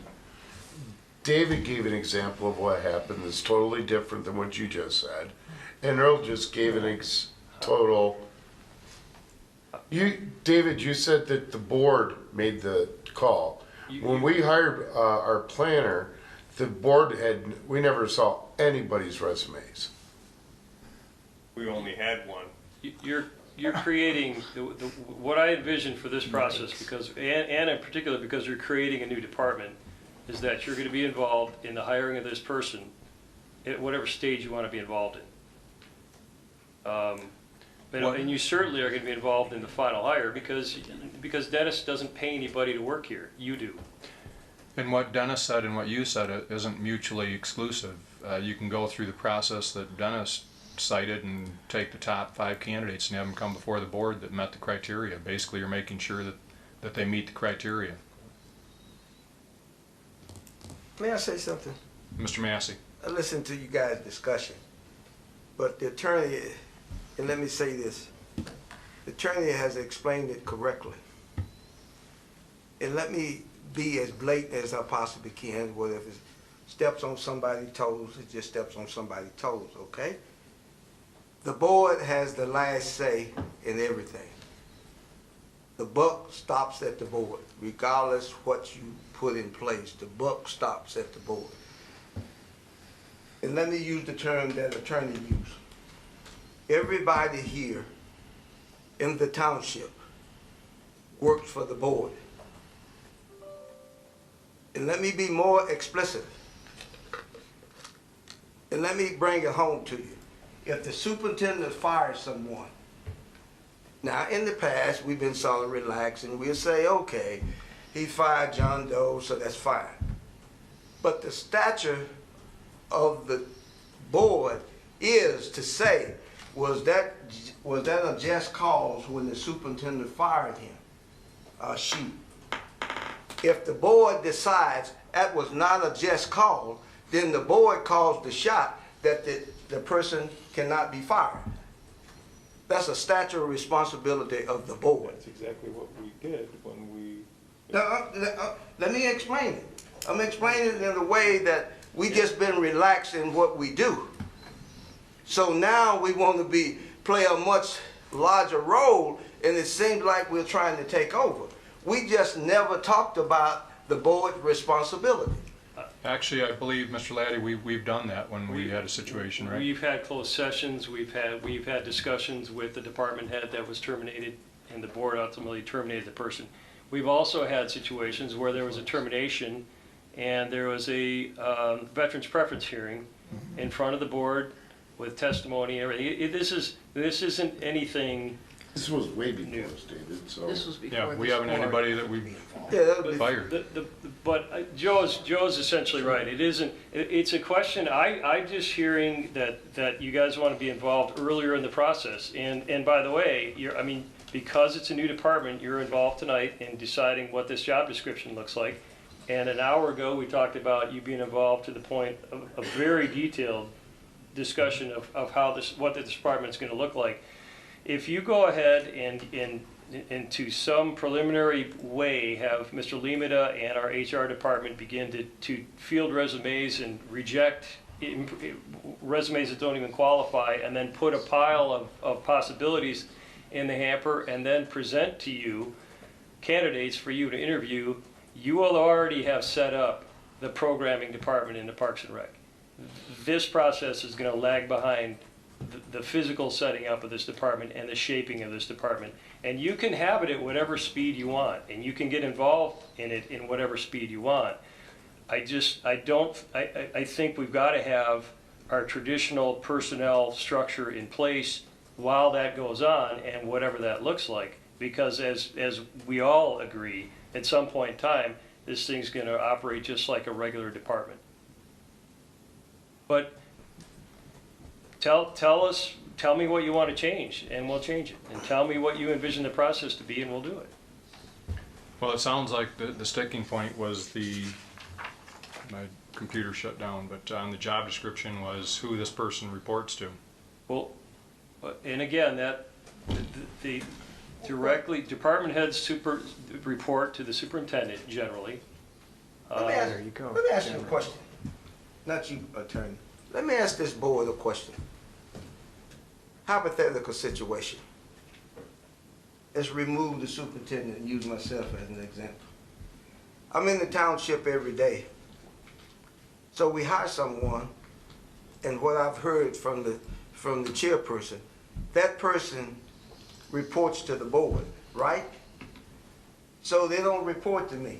I'm just using this as a hypothetical situation. Keep from using the superintendent's name.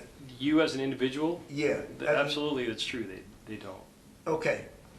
So if the person reports to the board, and here's what I want someone to explain to me. So we hire this person, the board hires the person. Person said, well, it comes in on a Monday. Person gets here at 8 o'clock, starting time. That's assume, okay? It's gonna take me a little time to explain this, but I want you all to follow me. So they said, well, what must I do? Now, the board is in charge, and I'm the superintendent now. Hypothetical situation.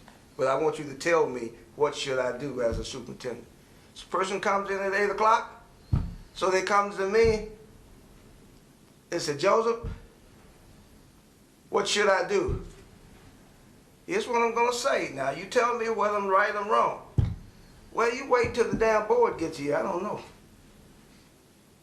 They said, what time the board is coming in? I don't know. So I guess that's the question we're dealing with. How we manage that piece when the board is not present. That's the part that we're missing. I think a few minutes ago, Mr. Massey, you said, we need to be limber with regard to Mr. Laddie being able to negotiate because it's a moving target. Yes. And all of this is a moving target. With us organizing a department, what have you, but everybody knows it's much more difficult to do something by committee than it is to say, here's what we want it to look like, work within these boundaries, and go do it. No, let me interrupt you. You're not answering my question. My question is, the person comes in at 8 o'clock. Right. No. I'm sitting here. Mm-hmm. So the board is not here. Joseph is the superintendent now. So what does the person do? Wait for the board? That's the argument that I'm hearing.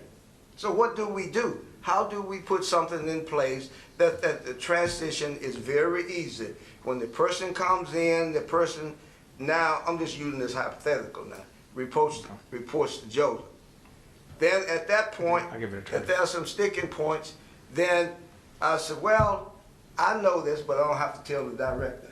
I'm going to consult with the board for more information, and we'll move from there. Okay. So let Mr. me Mansour? let me offer something along that regard. So an approach could be to have a subcommittee of the board, really engage with the hiring process, really engage with setting up the activities and the and scoping out and really being the I guess the one-on-one, the person-to-person contact with the new director, and use that committee to take vision of the board, input of the board directly to him or her to set up the parks. So in that respect, you get more of a direct contact. And then I would say if I had hired someone as a director, and after setting out their responsibilities and working with them to set their goals, to set the tasks, set the startup, and they were to walk in the morning on the first day of hire and ask what to do, I would say that I had failed. So I think that there is a role for a portion of the board here to take up the responsibility to work to hire a super director for our Parks and Rec. I think we all have some ideas about what that kind of personality, what person would bring to us, would offer, and to work closely with that person to sketch out in a high level of specificity, like Attorney Laddie had just spoken about, and then really launch the new parks activity, and then after launch we would have a functioning department that we would transition into the rest of the township. And the role, just one more second, and then the role that obviously we would envision this to become another part of the department when it was easy to slide it in. So clearly we would be seeking the input and engaging the superintendent in these steps along the way, including hiring, including the scoping of the parks activity. So let me make a suggestion from what I heard you say. This is a real process this time. It's not hypothetical. So the process is the superintendent and the human resource department sends out the information to solicit someone as a director, okay, that may have interest. So you guys, what you guys mean, Trustee Atkins and Trustee Mansour, as your roles are right now, as I understand them to be, you work closely with the superintendent. That's the committee. So you guys come up every day, work with the superintendent? That's a recommendation. If there was someone else, another trustee, another member of the board to interact, I'm fine with that too. But yes, Mr. Massey, keep going. continue. Yes. So I don't see anything wrong with that, because the superintendent will continue his current role as he has done always, but you guys would be working with him on whatever time frame you guys set up, every day, every other day, and you guys will come by and communicate with the superintendent. And the board. Well, I wouldn't be here. Well, But who does this person report conduit to? between the Huh? board. Who does this person report to? Well, this is the committee. They This is report to the actually committee? the committee that's getting things up and running. We haven't gotten to the reporting part yet. This is to make sure nothing falls through the cracks. That's the way I'm understanding it. That's my term to understand it, okay? It's not doing anything. We just been more relaxed in what we've done anyway as a board, whether you admit that or not. So if whatever the superintendent has said in the past, we just say, yes, that's good. Now since it's crunch time, you want to be available where if something does go wrong, since we're dealing with a moving target, you would be able to make changes immediately. That's what I'm accustomed to doing. It's not taking over the role and responsibilities of the superintendent. It's the same thing that you guys came up here and you put on the workshops about the parks. What's so different about that? Okay? When the superintendent came back, you guys abreast him on what you had done. So I don't see any difference, unless you guys are taking this personal. I'm not taking anything personal. I already told you it's a moving target. It's gonna be very difficult. Let me give you an example. When we started out and we had an executive session, I want someone to tell me that I'm wrong. I'm gonna We're speak not the supposed to truth. be talking about what was talked about in there. No, Can't, no, Not supposed to. no, I'm not mentioning anything in the executive session. I said, we have executive session. Okay. But this is open to the public. And I said, when we started dismantling the fire department, here's what I said all along in the executive session. I said, it's going to, oh. Yeah, no. Well, I said it open to, Ms. Lane? well, let's put it like this. Let me drop that word. This project takes a lot of time. A lot of time. A lot of time. If you don't think this project takes a lot of time, just keep working on it. It's not going to move as fast as we would like to see it move. So that's all I have to say. Mr. Laddie? So we're talking about a committee that will be less than a quorum of the board, or will it no, be? it'll probably be more. Well, that was kind of what I was thinking, and so that's why, for example, this is in front of us tonight, the entire board, because that committee isn't going to have the authority to hire either, right? No, it's So board. it ultimately is going to end up with you guys, all of you, and so if you want to pare it down in some preliminary way to a committee, do you want to change the job description to recognize that committee, or do you want to keep the entire board as, or the process that we have with the superintendent receiving this or providing direct supervision to this person, but this person being a director? If you want to change that, then let's do it. My concern is that, you look at the fire department and how we took that over. We had to be nimble. We were trying to do that in a very short time frame. I don't know, what was it, 60 days that we moved out and built out a fire department. We had to be nimble. We trusted our superintendent to make the decisions on that and to move rapidly. On the seventh day, God didn't create committees. And trying to do anything by committee is cumbersome and laborious. I don't object to having a committee directly involved with helping to vision and to give direction to the superintendent, what have you. The problem comes in is when you have a person that doesn't know who they're reporting to. Am I supposed to, if I'm the new parks director, do I go to Scott? Do I go to Lonnie? Do I go to Dennis? Well, Dennis worked for the board, so guess what? I'm going to the board member because Dennis works for the board too, and basically I'm on even par with the supervisor or superintendent at this point because I report to the board directly and not to the superintendent.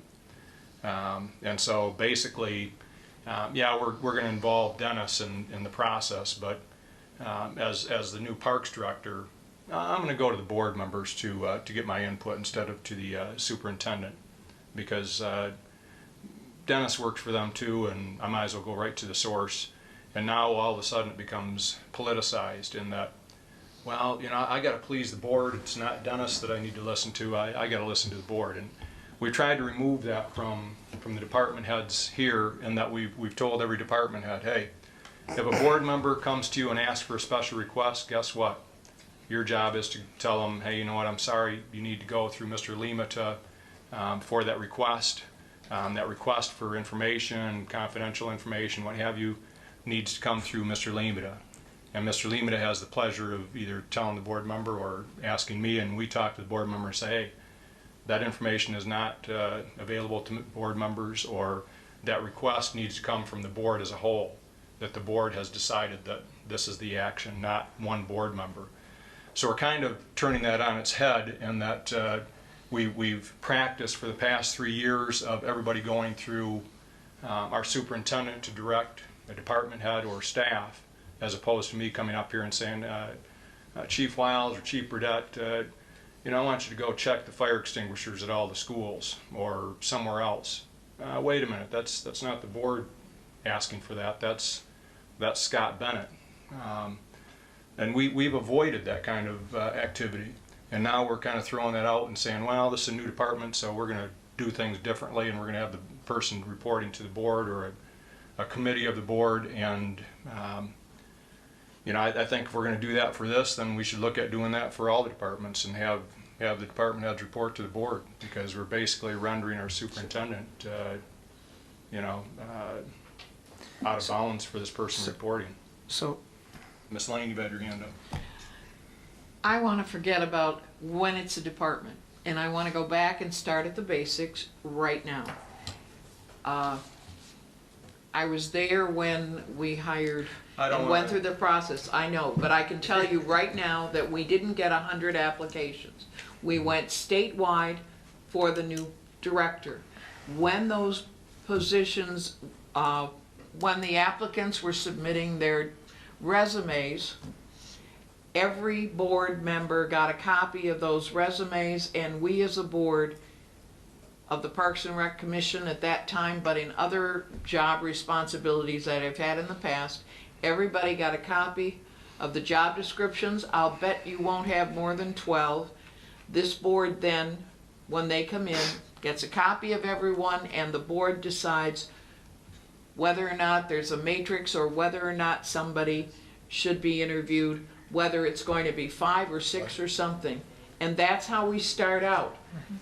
And when we're interviewing, we're explaining, that's when they will ask us their questions, and we will respond as a group on the philosophy we want at Parks and Rec at Bicentennial Park.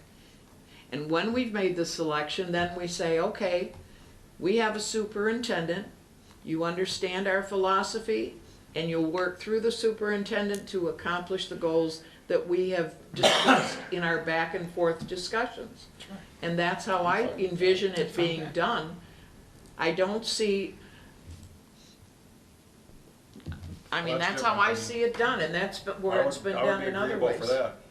If that were the scenario, then I would be agreeable. You fine with that? I guess I'd have to hear it restated, but what I think I heard is that we have the board involved with the hiring, that we have the board or some subsection of it working directly with the parks director, setting up their goals, setting up their responsibilities, setting up the expectations, and then after, you know, kind of after activating it or launching it, then we would transition the position to the That's something different superintendent. than what I heard from Ms. Lane. Because what Ms. Lane said is when we do the hiring, we have a conversation and we communicate our vision and our goals and what have you to them. And then they know who they're reporting to and what their goals are. But I'm wondering why we can't set all those things up as a board and communicate them to Mr. Limita, who makes sure that they're carried out. I mean, if we're looking at the vision, we're looking at the goals, we're looking at what the plan is for the park, we can do that tomorrow. We can communicate that to Dennis, and if we can get a weekly report from Mr. Limita on where we're at on that plan, we can even put dates and times when we want it completed by. Mr. Limita can report back to this board on a weekly basis as to what the progress is being made. We don't necessarily have to meet with that employee to say, hey, fire chief or police chief, you know, where are you at with your goal on this? We trust our superintendent to do that with all our department heads now. Mr. Chair, I have to agree with your thinking, and I'll tell you why I disagree with your thinking. This is my last comment, is that this moving target, you cannot sit here tonight and tell the superintendent exactly what to do. Because I'll tell you what's going to happen, and don't speak for the superintendent. Come up with a plan tonight, and the superintendent will come back 5 days from now and say, I cannot implement that plan. Right. Now we lost 5 days. Okay? So the committee and the superintendent work together on this plan. Be nimble. And as they go through whatever they plan, they see immediately that it's not going to work. They immediately make the changes on the spot. Well, I think that could happen if we're working with the superintendent. Yeah, but the board shouldn't be involved. Right. The committee works with the superintendent. Yeah, you got 2 people on the committee. Right. The 2 trustees, I should say. I guess what I'm saying is they work through the superintendent. I don't have any problem of having the... I'm sorry, Earl? I thought you had a comment. Oh. But I agree with you, Joe, we need to be nimble, but I think we also need to work through the superintendent. So if we're meeting weekly with this committee or whatever, and Mr. Limita is giving reports weekly, there's no reason why the committee can't meet and say, hey, wait a minute, this is off track. We need to direct Mr. Limita to go this direction instead. Well, I disagree with one thing. The rest of it I agree to. What's that? You cannot meet weekly We were talking about it earlier. and be successful with this program. I can assure you that. That's what we've been talking about, is meeting weekly. Well, if you meet weekly, you're not going to get too far off the ground floor. I think that's what they were referring to, and I agree. If we're going to meet weekly, it's going to be tough on everybody, but I think... That's right. But Not as a board, but as the committee. Right. I'm not on that committee. Okay, so as a committee meeting weekly and directing Mr. Limita to direct whatever department head we hire. Yes. Right, I'm agreeable to that. Yes, okay. So But I want it to go through Mr. Limita to direct the individual, not the board working directly with that employee. once they start the communication, things will change.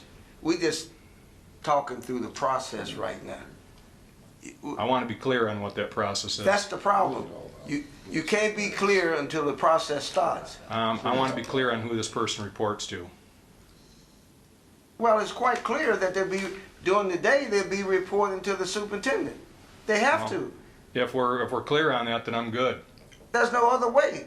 Well, we're talking about them working with the committee and Well, let me reporting say to them. this. Let me say this. Try to make this clear. They can't report to the committee because the committee is not going to be here I agree. every hour. That's understood.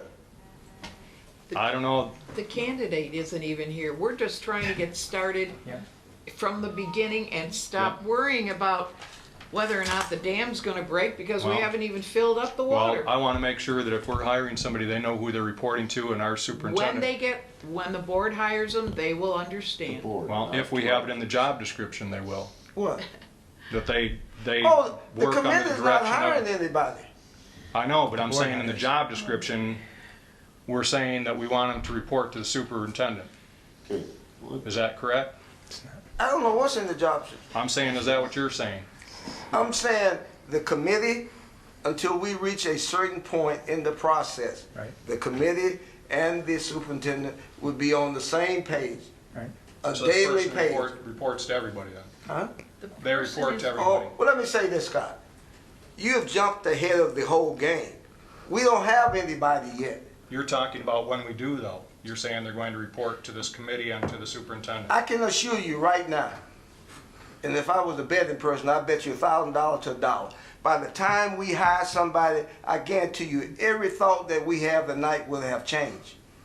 I can assure you that. So we can't sit here and make a concrete decision that how it's going to go until we start the process. This is a moving target. Mr. Mansour? So, again, in order to get the process started here, we're talking about finalizing this job description so we can get it out. And for my understanding, my listening here, probably I started this to begin with anyway.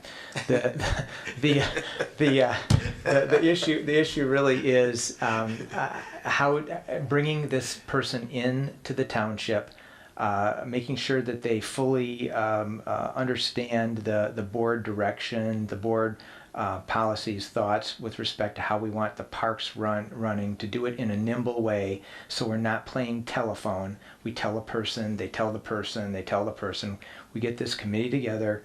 The committee will end up making recommendation to the whole board on how we're going to hire someone, and then work intensively with that person over the next 3, 4, 5, 6 months to get the operation set up, and then it will have to be a transition into the township organization. And so my recommendation again is that we have maybe a subcommittee, and maybe Trustee Adkins, Trustee Thomas, myself, working with the superintendent to get this done, and then we'll communicate with the board on a regular basis, whatever that means. Transition committee. Yeah, a transition committee. Maybe Trustee Atkins. That's probably a good way to look at it. And it is a new department. It's not like we have a sitting chief or we have a sitting director. that has been doing this for 10 years. I mean, we're bringing in a new person who's going to take us to a different level, well beyond the people we've had running the parks up to this point. So who does this person report to when we first hire him? Day to day? Scott, day to day? Or just, hey, I need some Well, direction they on report to something. the board. But day-to-day operations, they report to the superintendent. I would be opposed with that. Well, I think that's what? yeah, no, I think. What's wrong with Yeah. that? They report to the superintendent ultimately, right? Right. But through the assistance of the transition committee with the superintendent. Isn't that what you just said? Well, certainly at the when we're ready to transition, absolutely reports to the superintendent. That's right. See, So that's now what we're I talking don't- about a few month period where You know, that wouldn't be the case. We sitting here talking as though we have somebody at the door now coming in. Let me ask the committee a question, and the superintendent. And the chair, Mr. Chair, Yes. in your own mind, when do you think this person will come inside of this building? Just walk through the door. Well, for an interview or for their hire? When do you think the person will walk through the door? Well, I could see if we started advertising for this before the end of the year, I could see maybe us interviewing in the month of January, maybe, if we're lucky. Give me a date. Towards the end of January, 20th. Okay, that's what I thought you were gonna say. We are currently talking as though that person is already here. Could be. These kinks in the process will be worked out before 30 days expire. Okay? So we don't have to, what you're concerned about down the road, everything is gonna change. We need to get the job description out there to get someone that someone that has interest in it to respond to it. Well, I want to be clear when we send out the job description who this person reports to. Mr. Laddie, you had a comment? No, I agree. Unless there's some other way to change the 7th word of the job description, so that we don't have to make the decision right now, I'm all ears. Mr. Atkins? Just stitching this all together, the comments. So, to Trustee Mansour's comments as well as Trustee Massey, in my mind, I see it as the transition team that Trustee Mansour laid out with, those decisions and the flexibility built into that to get this thing transitioned and up and running well, with no hiccups, knock down any roadblocks, the conduit to the full board. And we're in it together with Superintendent Limita on equal footing. Superintendent Limita is part of those committee meetings. Ultimately, the person that is selected, we're not giving them, setting their hours or telling them what to do at 1 o'clock in the afternoon, but from a high level, we're very, very engaged in that operation of that park. Is kind of what I see. And then in terms of the hiring, that every resume that comes in is vetted through this board. There is no vetting outside of this board. We look at them all. I don't object to what you're saying, Mr. Atkins. I think in terms of the board looking at this at a high level, I think we should be looking at a high level and making those decisions at a high level of what we want the park to look like, what we want to achieve with Parks and Rec, how many kids we want to serve in a given year, what our goals are with that, what our price points we hope to hit.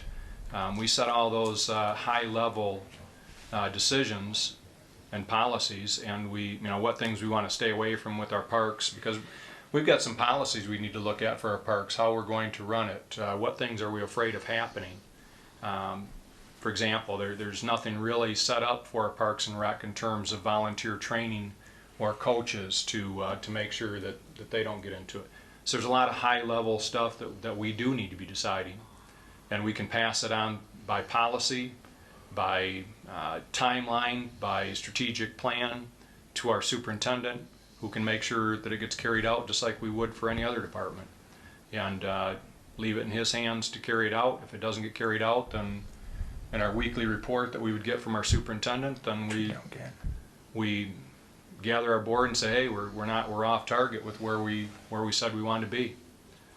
So that's how I would meld the two together. That we make high-level decisions, we pass them on to the superintendent, and he carries them out. At least that's how it works with every other department.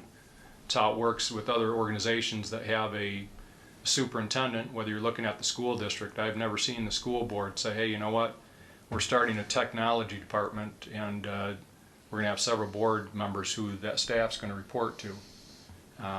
They may set the goals, they may set the strategic plan, they may set a number of high-level goals, as well as set the policy that they want, the things they're afraid of.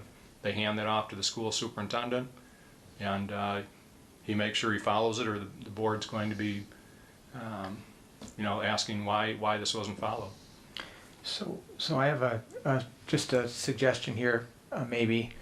If we, in order to keep the process moving forward, for instance, under overview, if we were to start the overview with this position is responsible for the operation of the Parks and Recreation Program, demonstrating executive management of the infrastructure projects and directing recreational and park programs.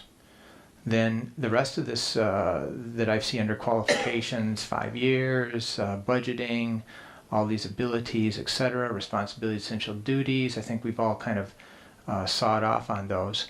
And then under organizational status and supervisory responsibility, again, going back to Trustee Massey's point here, maybe we don't need to have the first bullet under the direction and responsible to the superintendent or designated representative. We have to have utilizes township HR policy and aligns with township, supervises all employees of Parks and Rec. And maybe at the end of the period, when we have to decide, how it operates, then we can sketch that in, and we, can advertise it as, okay, here's this job description. It is going to, because it's a new activity, it reports to a subcommittee of the board, and then as the process continues, and the people ask questions, we can outline them for the transition aspect of it. Just a suggestion to keep the process moving here. I'm fine with that. We Yeah, can I'm discuss good with farther. Mr. Thomas? We can discuss farther. I'm in total agreement with that. Trustee Mansour. That's it. That's it. Me too. That's 3. Mr. Limita? Kathy? I'm in agreement. That's 4. Yeah, I'm in agreement. That's 5. Let's move forward.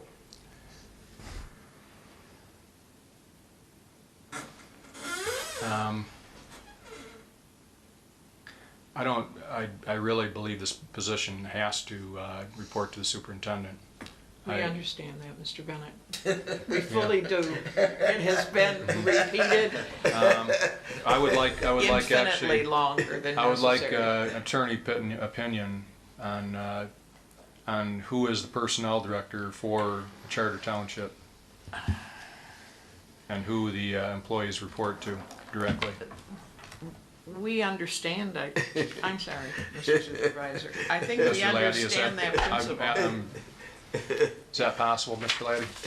Well, yeah, it's possible, but I'm wondering if I don't, just like I don't know if we need to resolve a problem we've got coming in 90 days, if we need to resolve that question right now either. Just to get the job description out. But I would agree to let the job description go out, but I would like that to be done simultaneously. Well, let me say this. Legislative body. Let me say this. please. Yeah, I want to say this because I think this is very important. What you're asking for, Mr. Chair, you are asking for something that's going to put obstacles in the path. So we're not here to bog down the process with obstacles. So the attorney knows what he knows, and I have no doubt that he can do that. But the attorney has a full plate, okay, and we need to move this process forward.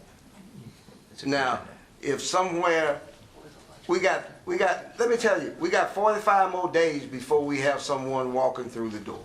I did not object to sending it out without, like Mr. Mansour suggested, but at the same time, I'd like a written opinion on what I requested.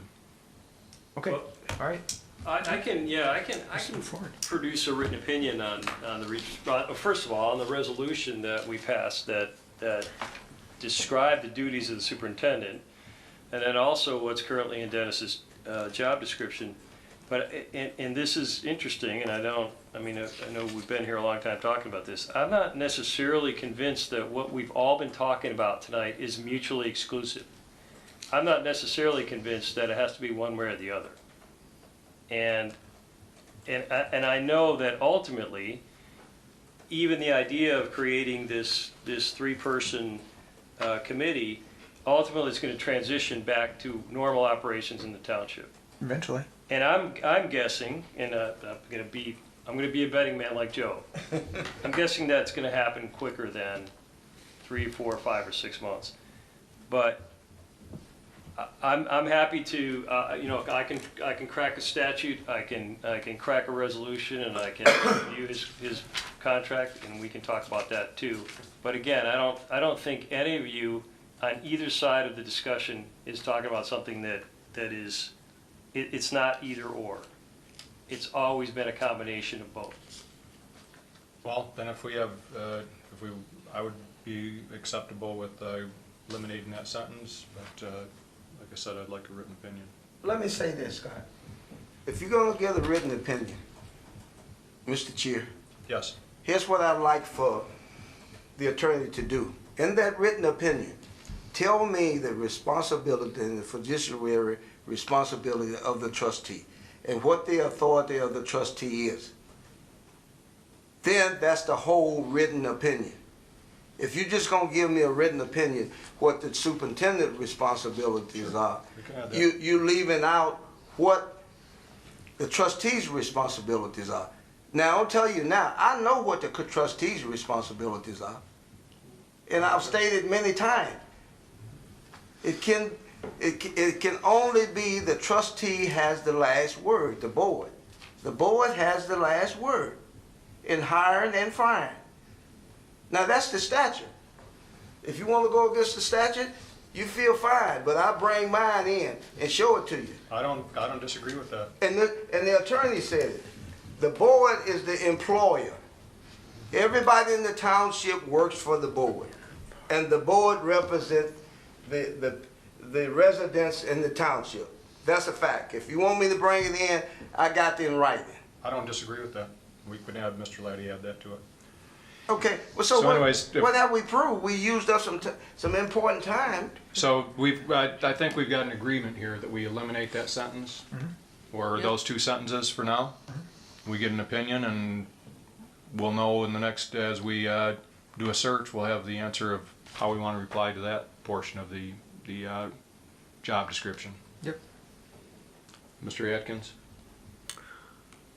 Maybe since we're asking our lawyer, Mr. Laddie, to come up with that too, I'd kind of like to know, since it seems like the whole board is in favor of this, if it doesn't come out, if your opinion is a little different than what the board's direction, then what your recommendation would be that this board would need to adopt to do things the way we're asking to be done. Whether it be make a change, a different motion, because we are the legislative body of this township, so. Just a follow-up to that. Yeah, I'm happy to consider that. Thank you. That's an excellent point. Ms. Lang? with all of this discussion, do we have an ad that's ready to go in the appropriate areas, magazines, professional organizations? The simple ad, ready to go, and when will it be done? Mr. Lehman? It's done, then I could put it in tomorrow. I just need to know the direction that the board is going in and approve the job description, which has to be included with the job posting. Yep, yep. That's exactly right. It would So we not have, in- wait, go ahead. a job description can be on our website and they can be referred to our website to get a job description. That's how I've seen a lot of things done, rather than a full-page ad of a job description. Yep, it's called the job posting, Clerk Lane, and like I said, the job posting is complete and ready to go. Okay, and we You can, have a reference back to human resources, and so you got. and any resumes can be dispersed to this board, and Yep, so the we're resumes ready. will go to human resources like they always do, to make sure that we get it complete, that it's all done. We record when they come in. There's a cataloging process of everything that comes in. You guys, I've been building highly functioning teams for 35 years. There's a certain process. I mean, you guys have a hiring policy that your Labor Council wrote that you approved June 12th of 2018. At the time, he made a comment that one of the things you want to guard against is politicizing the process or appearing to politicize the process. So just be careful with that. You may want, I mean, you could have him come in and speak to you as you work through this. From my standpoint, I just need to know how you want me to proceed. The job posting's ready to go. If you're comfortable with the job description, whatever format, I can post the job whenever you guys are ready to go. It's not in our 2020 budget yet because we'll wait until we get through this process. We'll do a budget amendment once you guys know, once you determine a salary range. If there's anything in particular in the job posting even, because we can make that as dynamic as you want. You know, I have a feel for what you guys want is that you're looking for somebody who can show us and demonstrate their experience that brings a dynamic personality to the position and is ready to take our parks and recreation programming to the next level. But if there's anything specific about qualities, regardless of the job description that you'd want that job posting, that would be a great, if you share that with us, we'll make sure that we incorporate that in. Colleen will wordsmith it. You guys can have the job posting sent out to you to take a look at to make sure that you're comfortable with that job posting. And we have 4 places that we recommend that you run it, and we're prepared to do that the minute I get the green flag from you guys to move forward. So you could send us what you have drafted now, I so that we absolutely can see can. what it is and the 4 places you want to put it in, and we can go from there, I think, as a board. Sure. That starts us so that tonight's discussion has a beginning, it's at least. I think that's what we're talking about. And that, So we're okay, comfortable with this job description, with those deletions, and Yes. we're okay with Mr. Lehman posting it. and he'll send us a copy of the job notice that he's gonna put out Well, there. this is the description right here. Well, But you put it on Indeed or whatever. Just I mean, maybe it's not like you gotta create a ad for it, Yeah, just maybe let us know the places it's posted. right? Okay, Mr. Chair, Mr. Massey, can you clear this up for me? When will this be posted? Mr. Lehman, We need to come up with a pay rate or. Wage pay range scale. for it, right? I mean, I can show you where it was advertised when it was with Parks and Recreation. The easiest thing to do for me is to jump on SGR or one Look of for the the other ones similar. and pull from a quick, what are they advertising for right now? What are they looking at? And then know that ours is somewhere within that range, because we have to look at who we're competing with if we're going to do that. So it's about really jumping on some of those resources, whether it's the MML or SGR or ICMA. You can jump on any of those, take a quick look and see, and then make sure that at least it looks like. I think that the director's position's probably going to be advertised somewhere, I would guess, between 69 and, 85,000 or something like that would be, off the top of my head, would probably be a very competitive salary for a Parks and Recreation director with 5 years of experience. And then the resumes would come into Colleen, and then from there you would send them to us? Yeah, if that's the direction you're gonna go in, then, it's different than our hiring policy, but we can suspend the hiring policy, we'll do, whatever you want, we can put books together as they come in, or you can review them once a week, or however you guys wanna move forward. Once a week? So, Supervisor Bennett? Yes. If, I don't know if we want to do this now just quickly, but I would certainly be okay with the 69 to 85,000 wage range, just so we can, keep the process moving along. Is that a consensus? Mr. Mansell, Yeah.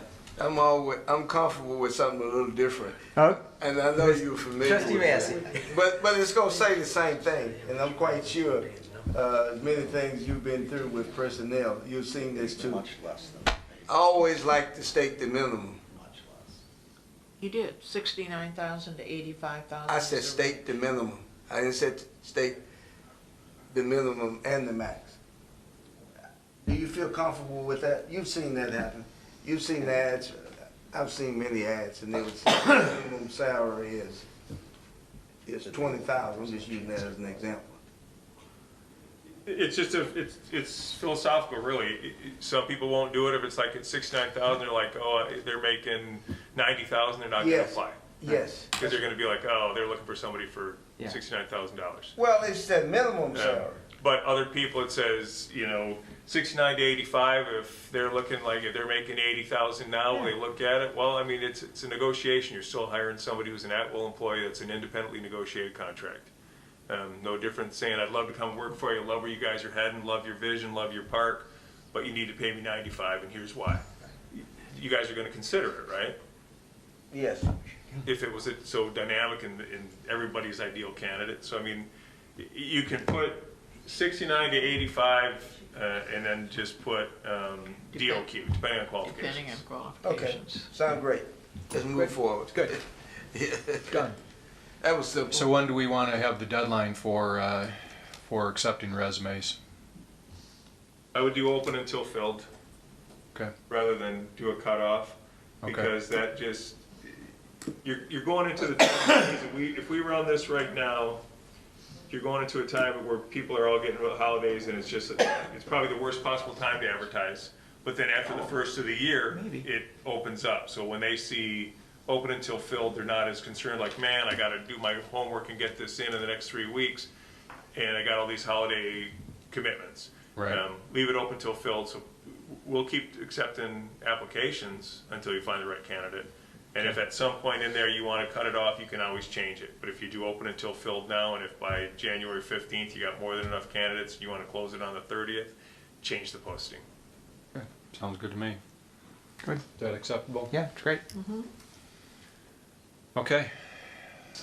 I think that's it for our agenda for Thursday. Mr. Chairman, I have one Yes. question for you.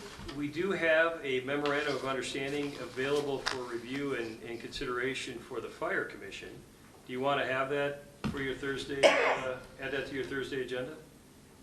And really what it is it's a summary of all the issues that we've been talking about, the dollar amounts, with the exception of the yo-and-yo. Yes. I would prefer to get done with it. Yeah, so I just have a question. I had a chance to review that. It seems like mentioned twice in there the division of assets. In the first paragraph, in the middle of that body, it talks about, Yo and Yo is going to do an audit, going to look at the assets, going to evaluate. And then there's a kind of like a stray line at the bottom that says basically that same thing again. This, this doesn't apply to assets which are yet, to be assessed Right. by. Yeah. Was that intentional? Well, Attorney Griffin wrote this agreement, but I think his point was that the assets that are still to be counted up and then proposed to be divided according to Yo and Yo will be basically money, right, that sits in their account. And so I think he wanted just to reflect, he wanted to point out that these numbers do not include whatever assets are currently held by the commission and then to be distributed. All right, that's fine. And so that yo-and-yo, I mean, that's the last piece of the puzzle, is the yo-and-yo Okay, accounting. thank you. Great. Okay, somebody want to make a motion? I so move. We adjourn the meeting. Okay, all those in favor? Aye. Anybody